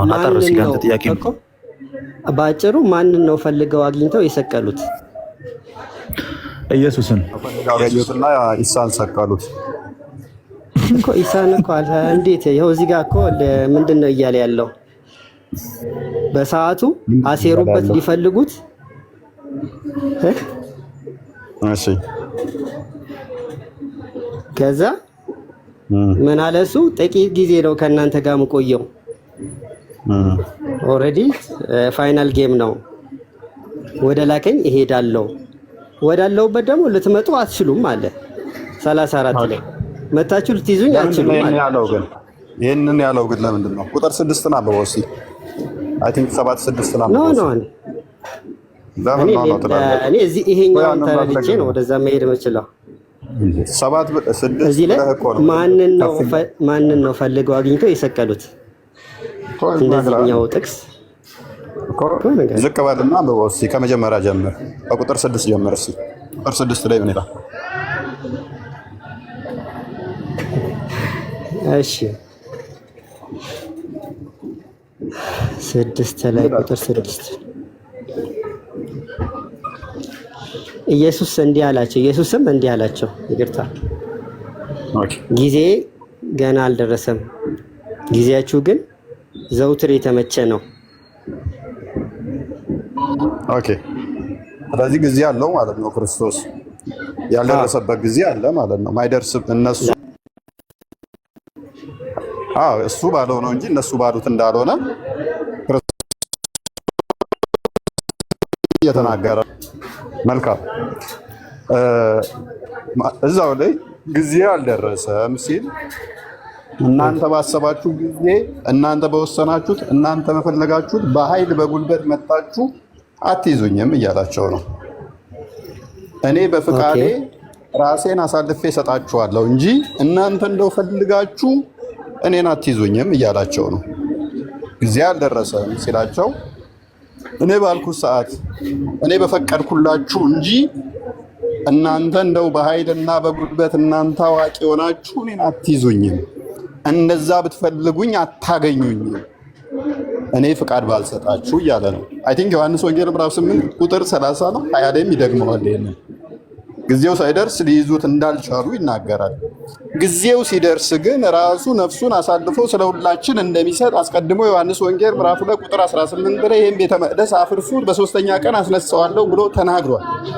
ጊዜው ሲደርስ ይሄ እንደሚሆን ነፍሱን ስለሁላችን እንደሚሰጥ ማቴዎስ ወንጌል ምዕራፍ 20 ቁጥር 28፣ ማርቆስ ወንጌል ምዕራፍ 10 ቁጥር 45 ተናግሮታል።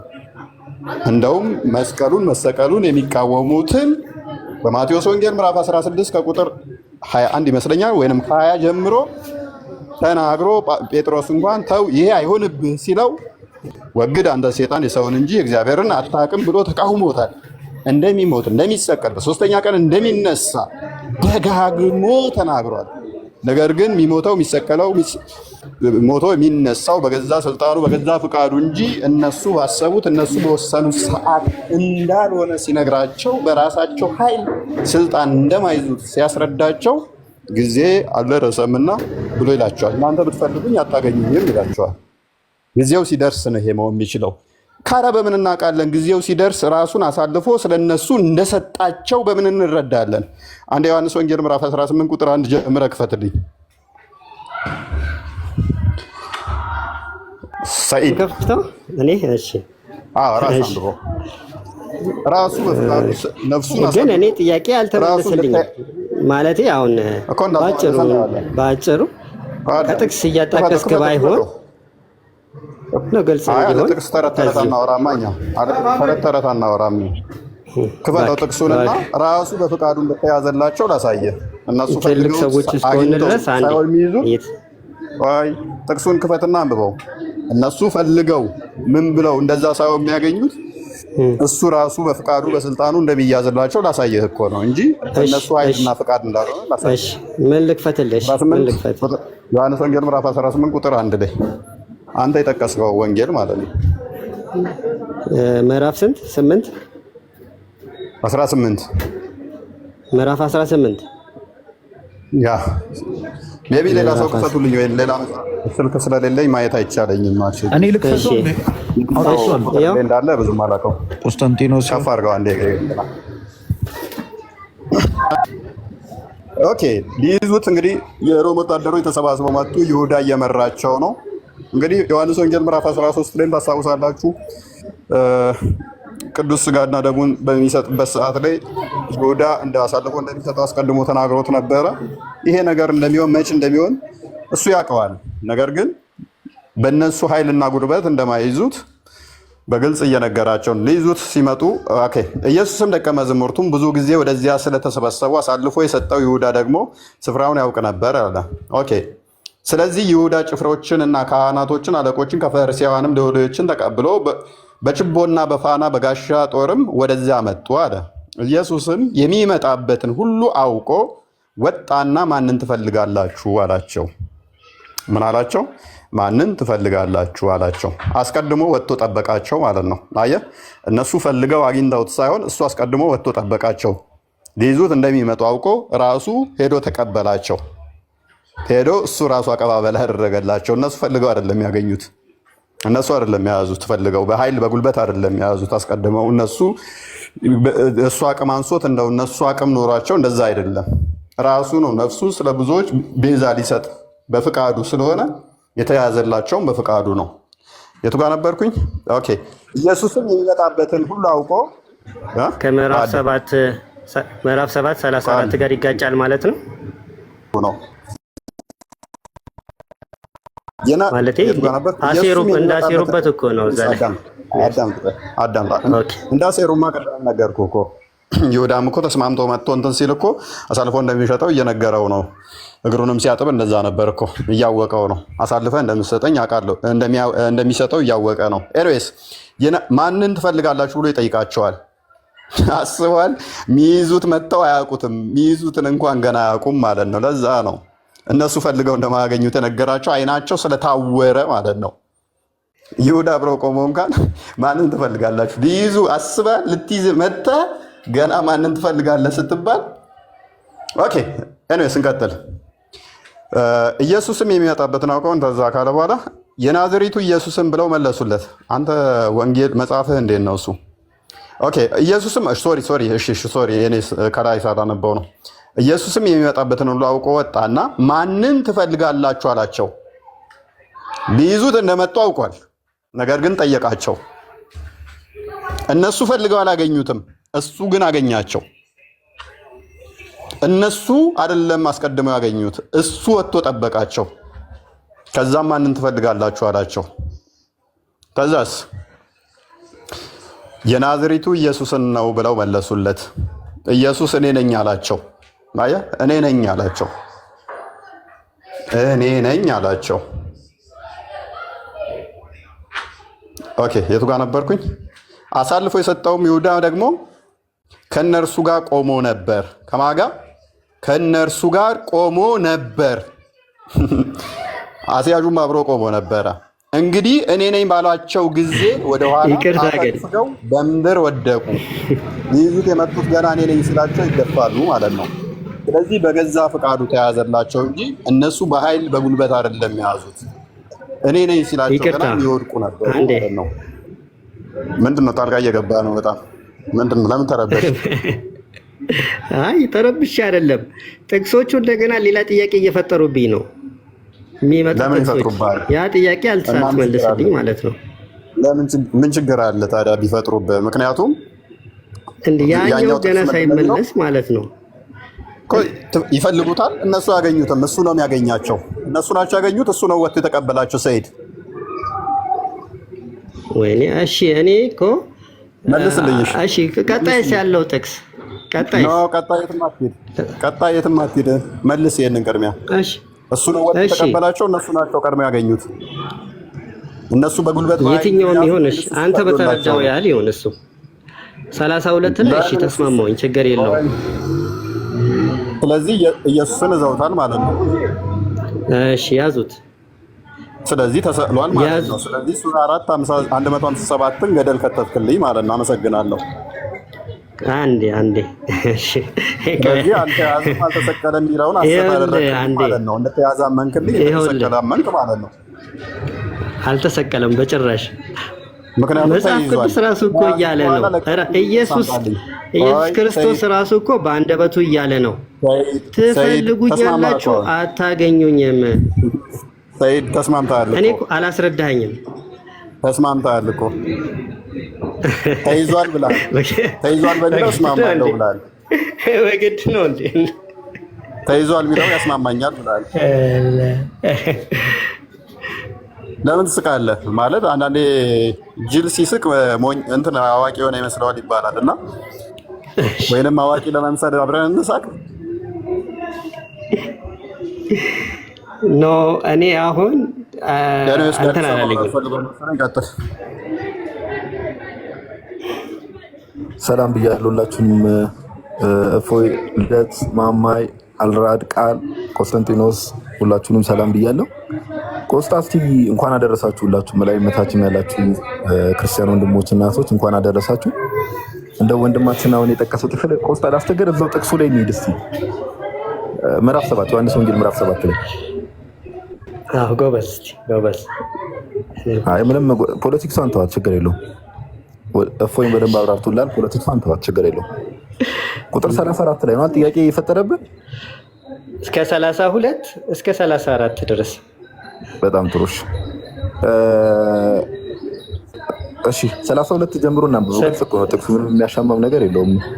ፈሪሳውያንም ህዝቡ ስለ እርሱ እንደዚህ ሲያንጎራጉሩ ሰሙ። የካህናት አለቆችም ፈሪሳውያንም ሎሌዎቹን ላኩ ይላል።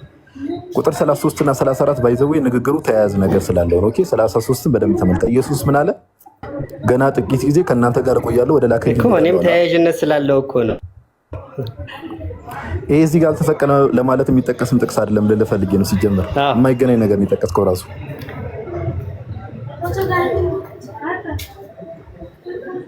ቀይ አበራች ምስል። እሺ በቃ 34ን ብቻ መልስልኝ። እሱን 33 እና 34 ተያያዥ የሆኑ ጥቅሶች ናቸው አይደል? 34ን ብቻ እሺ። 34 ጊዜ ሰማሽ። ገና ጥቂት ጊዜ ከናገናኝ ከሆነ 34 ብቻ አይገናኙም። ሲጀመር ቆይ እሺ ተረጋጋ። 33 እና 34 እርስ በርስ ጥቅሶቹ ተያያዥ ናቸው። ገና ጥቂት ጊዜ ከእናንተ ጋር እቆያለሁ ወደ ላከኝም እሄዳለሁ አለ። ትፈልጉኛላችሁ አታገኙኝም፣ እኔም ወዳለሁበት እናንተ ልትመጡ አትችሉም ማለት። ስለዚህ ይሄ ወደ አብ ስለሚሄድበት ጊዜ እኮ ነው እየተናገረ ያለው። ምን አገናኘው ከስቅለቱ ጋር ራሱ? ሊሰቅሉት እኮ ነው የሚፈልጉት። ትፈልጉኛላችሁ ከላይ ጀምሮ ምንድን ነው እያለ ያለው 32 ጀምሮ ምንድን እንዴት አይገናኝም? እንዴት ነው የማይገናኝ? ስማኝ 33 እና 34 ኢየሱስም ገና ጥቂት ጊዜ ከእናንተ ጋር እቆያለሁ። አውዱ ከ33 ጋር ነው የሚገናኘው። ወደ ላከኝ እሄዳለሁ አለና ወደ አብ ስለሚሄድበት ጊዜ ነው እየተናገረ ያለው። ትፈልጉኛላችሁ መች? ያኔ ወደ አብ በሚሄድበት ጊዜ አታገኙኝም። እኔም ወዳለሁበት እናንተ ልትመጡ አትችሉም። በቃ አለቀ። ምንም እኮ ከባድ አይደለም። ምኑ ነው? አንቺ ደግሞ የተለየ ሀሳብ ይዘሽ መጣሽ። የተለየ ሀሳብ ላቋርጣችሁና የተለየ ሀሳብ 30 ላይ አድርግለት። ኮስተንቲኖስ 30 ላይ ከፍ አድርግለት። ቆይ 30 ነው ምን ይላል? ስለዚህ ሊይዙት ፈለጉ፣ ነገር ግን ጊዜው ስላልደረሰ ማንም እጁን አልጫነበትም። ስለዚህ እጃቸውን የሚጭኑበት ወቅት አለ ማለት ነው አይደለ? የሚይዙት አይደል ሰይድ? ከዚህ የምንረዳው እጃቸውን የሚጭኑበት ወቅት አለ፣ ግን እዚህ ጋር አልያዙትም። እሱ ወቅት ስላልደረሰ አይደለ ሰይድ?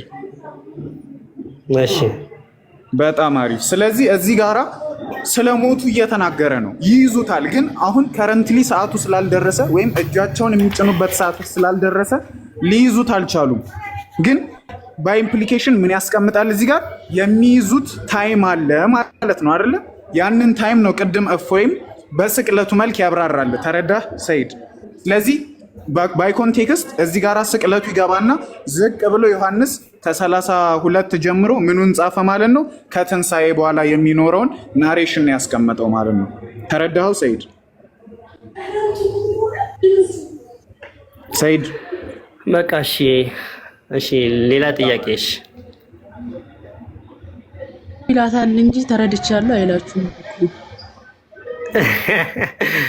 ምንም እኮ እኔ ፍርዱን ለተመልካች በነገራችን ላይ ቁጥር 6 መጽሐፍ ቅዱስ አንባቢያን ገና አልደረሰም። መጽሐፍ ቅዱስ አንባቢያን ያው አንብበው ይረዱት። ወንድማችን እድል ስጡትና ጋዲ እድል ስጡትና እስቲ አብራራው። አውዱን ተመልክቶ ስለምንድን ነው የሚያወራው የሚለውን አብራራልን እስቲ። ደቂቃ ስጡትና ቀጥል ሰይድ። ባለቤቱ እኮ እናንተ ናችሁ ጊዜ ወስዳችሁ ማብራራት ያለባችሁ። ታችንማ እኛ አብራራንልህ፣ አገጠጥክ እኮ አንተ። ስለዚህ አንተ አብራራልን እስቲ። ከቦታው ዞር ሳትሉ እዛው በራፉ ላይ ሆናችሁ ማብራራት መቻል የእናንተ ነው። አዳምጥ። ይኸው እኛ ከቦታው ዞር ሳንል አብራራንልህ። የመጽሐፍ ባለቤቶች እንደመሆናችን ሳቅ አብዛኛ ጊዜ ሞኝ በራሱ ይስቃል እንደሚባለው ማለት ነው። ስለዚህ አንተን እድል እንስጥህና አንተ አብራራ ውስጥ ስለምንድን ነው የሚያወራው? ቀጥል። ይሄ ስለ ስቅለቱ ነው የሚያወራው። ኢየሱስ ክርስቶስ እንዳልተሰቀለ ነው እየመሰከረባችሁ ያለው እናንተ ላይ ይሄ ምዕራፍ እያንዳንዱን እያብራራኸው ያነበብክ ይሄ ማለት እንዲህ ነው። ክርስቶስ እንዳልተሰቀለ ነው እየመሰከረባችሁ ያለው። በትክክል አእምሯችሁ ተጠቅማችሁ ብታነቡት የተሻለ ነው። እያነበብከው እንዳልተሰቀለ የሚለውን ፓርት ይሄን ያመለክታል ብለህ የምትላቸውን እያነበብክ እያብራራኸው ለፍስ እንስማክ። ከእፎይ ጋር እኮ ብዙ እንትናል ቀጥላ በዚህ ጉዳይ ላይ እስቲ ሌላ ጥያቄ ልጠይቃችሁ። እስቲ አብራራ። እስቲ ሌላ ጥያቄ ወደ ሌላ ጥያቄ እንለፍ። እድል እንዳሰጡት ባይዘው ሁለተኛ እድል ሌላ ሰው አስገቡና መረዳት ሰይድ ደግማ ትሳቅ ማለት ቆንጆ ጥርስ ካለ ጥርስ ማስታወቂያ ምሰራላችሁ ከፈለግ ሐኪሞች ካላችሁ የጥርስ ሕክምና ምናምን የምትሰጡ እና ሰይድ ማስታወቂያ ሊሰራላችሁ ይችላል። ነገር ግን ጊዜው ገና ቪዲዮ ዳርግላችሁ ፈገግታሱና ስለሆነ ነው። ጊዜው ስላልደረሰ ሊራው ምን ማለት እንደሆነ አስረዳን። እሱ እፎይ ሌላ ሰው ብንጠቀምሳ 2400 ሰው ይዘን ቁጭ ብለናልና በቂ መልስ የተሰጠበት ጉዳይ ነው። ጊዜ ገና አልደረሰም ማለት አሁን የምሰቀልበት ሰዓት አይደለም ነው ባጭሩ።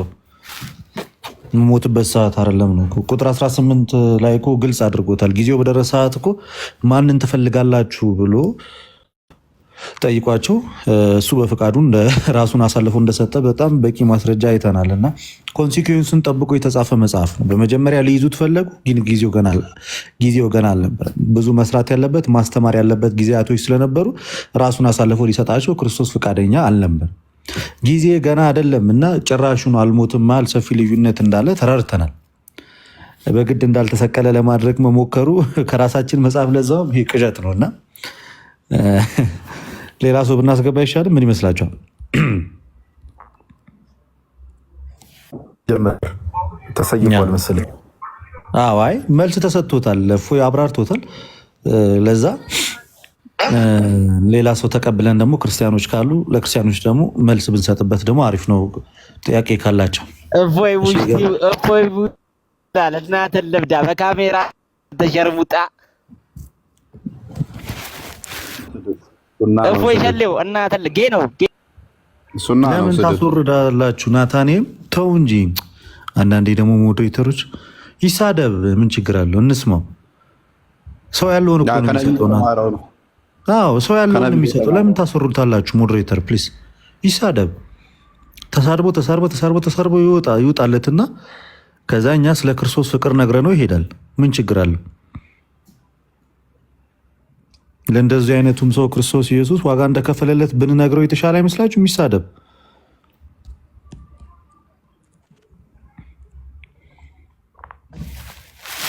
ይሳደብ። ተውት፣ ቀጥል። እፎይ ሸሌው ጌ ነው። ማዘርትሙት ጌ ነው። እፎይ ይበዳ ነበር አዳማ ላይ ቂጡን ማዘርትሙት አለ። አሁን አስባችሁታል? ይሄ ሰው ያውን እስልምና ወክሎ የመጣ ነው። እመቤቴ ቡሽቲ ነህ አንተ፣ ሌሎችን አይደለም። አንተ ቡሽቲ ነህ። እመቤቴ እስልምና እያችሁ እስልምና ያለ ውሸት አይቆምም። አሁን ይኸውላችሁ ሆን ብሎ እመቤቴን አለ። የሰው ፕሮፋይል አድርጎ ነው የመጣው። ተቂያ ይባላል። ይሄ 3:28 ላይ ተፍሲር ኢብን ከሲር እንደሚናገረው ተቂያ እስከ ቂያማ ቀን የተፈቀደ ነው። መዋሸት ማለት ነው። ቅዱስ ውሸት ተብሎ ይባላል። ራይድ 249 ላይ በተመሳሳይ ውሸቶች የተፈቀዱ ናቸው እንደ እስልምናው ማለት ነው። ውሸት በእስልምናው የተፈቀደ ነው። ስለዚህ ተቂያ ሰርቶ ነው የወጣው ማለት ነው። አዲስ አካውንት ይከፍታሉ። ነገ ያው ለምሳሌ ነገ ሻዳ ያስኩ ሊል ይችላል። ትክክለኛ ስሙ አብደላ ነው ወይም ሙሐመድ ነው። ከዛ አየለ ወይን ጫላ ይሆንና ሻዳ ያስኩ ይላል ማለት ነው። ይሄ የተካኑበት ጥበብ ነው። እንደዚህ አይነት ድራማ፣ እንደዚህ አይነት ስራ ያው የተካኑበት ስለሆነ ቀጥሉበት። ደግሞ ስሙ ሊዱ መሆኑ እኮ ነው። ቁጭ ብሎ ነው የሚሸናው። ኢኳል ነበረ መገለጽ ሲመጣለት የሴት ቀሚስ ውስጥ ካልገባ ይመጣለትም ነበረ እና ብዙ ነገሮቹ ሴቴ ባህሪ ነበር ነብዩም ያለው እና በዓለማችን ላይ 3 ነገሮችን አብዝቶ ይወዳል። ከነዛ ውስጥ አንዱ ሴት ነች እና ብቻ ሴቴ ባህሪ ምንድነው የሚባለው? ሞር ፌሚኒያን ሲሆኑ ምንድነው የሚባለው? ወንድ ሆነው የሴት እንትን ያላቸው ካራክተር ያላቸው እንደዛ ሆኖ ሊሆን ይችላል። እስኪ ሌላ ይሄ ልጅ ቅድም ገብቶ ነበር፣ ድጋሚ ኔትወርክ ይዞታል። ሌላ ሰው እናስገባና ኔትወርክ ስለያዘው ሌላ ሰው እናስገባ።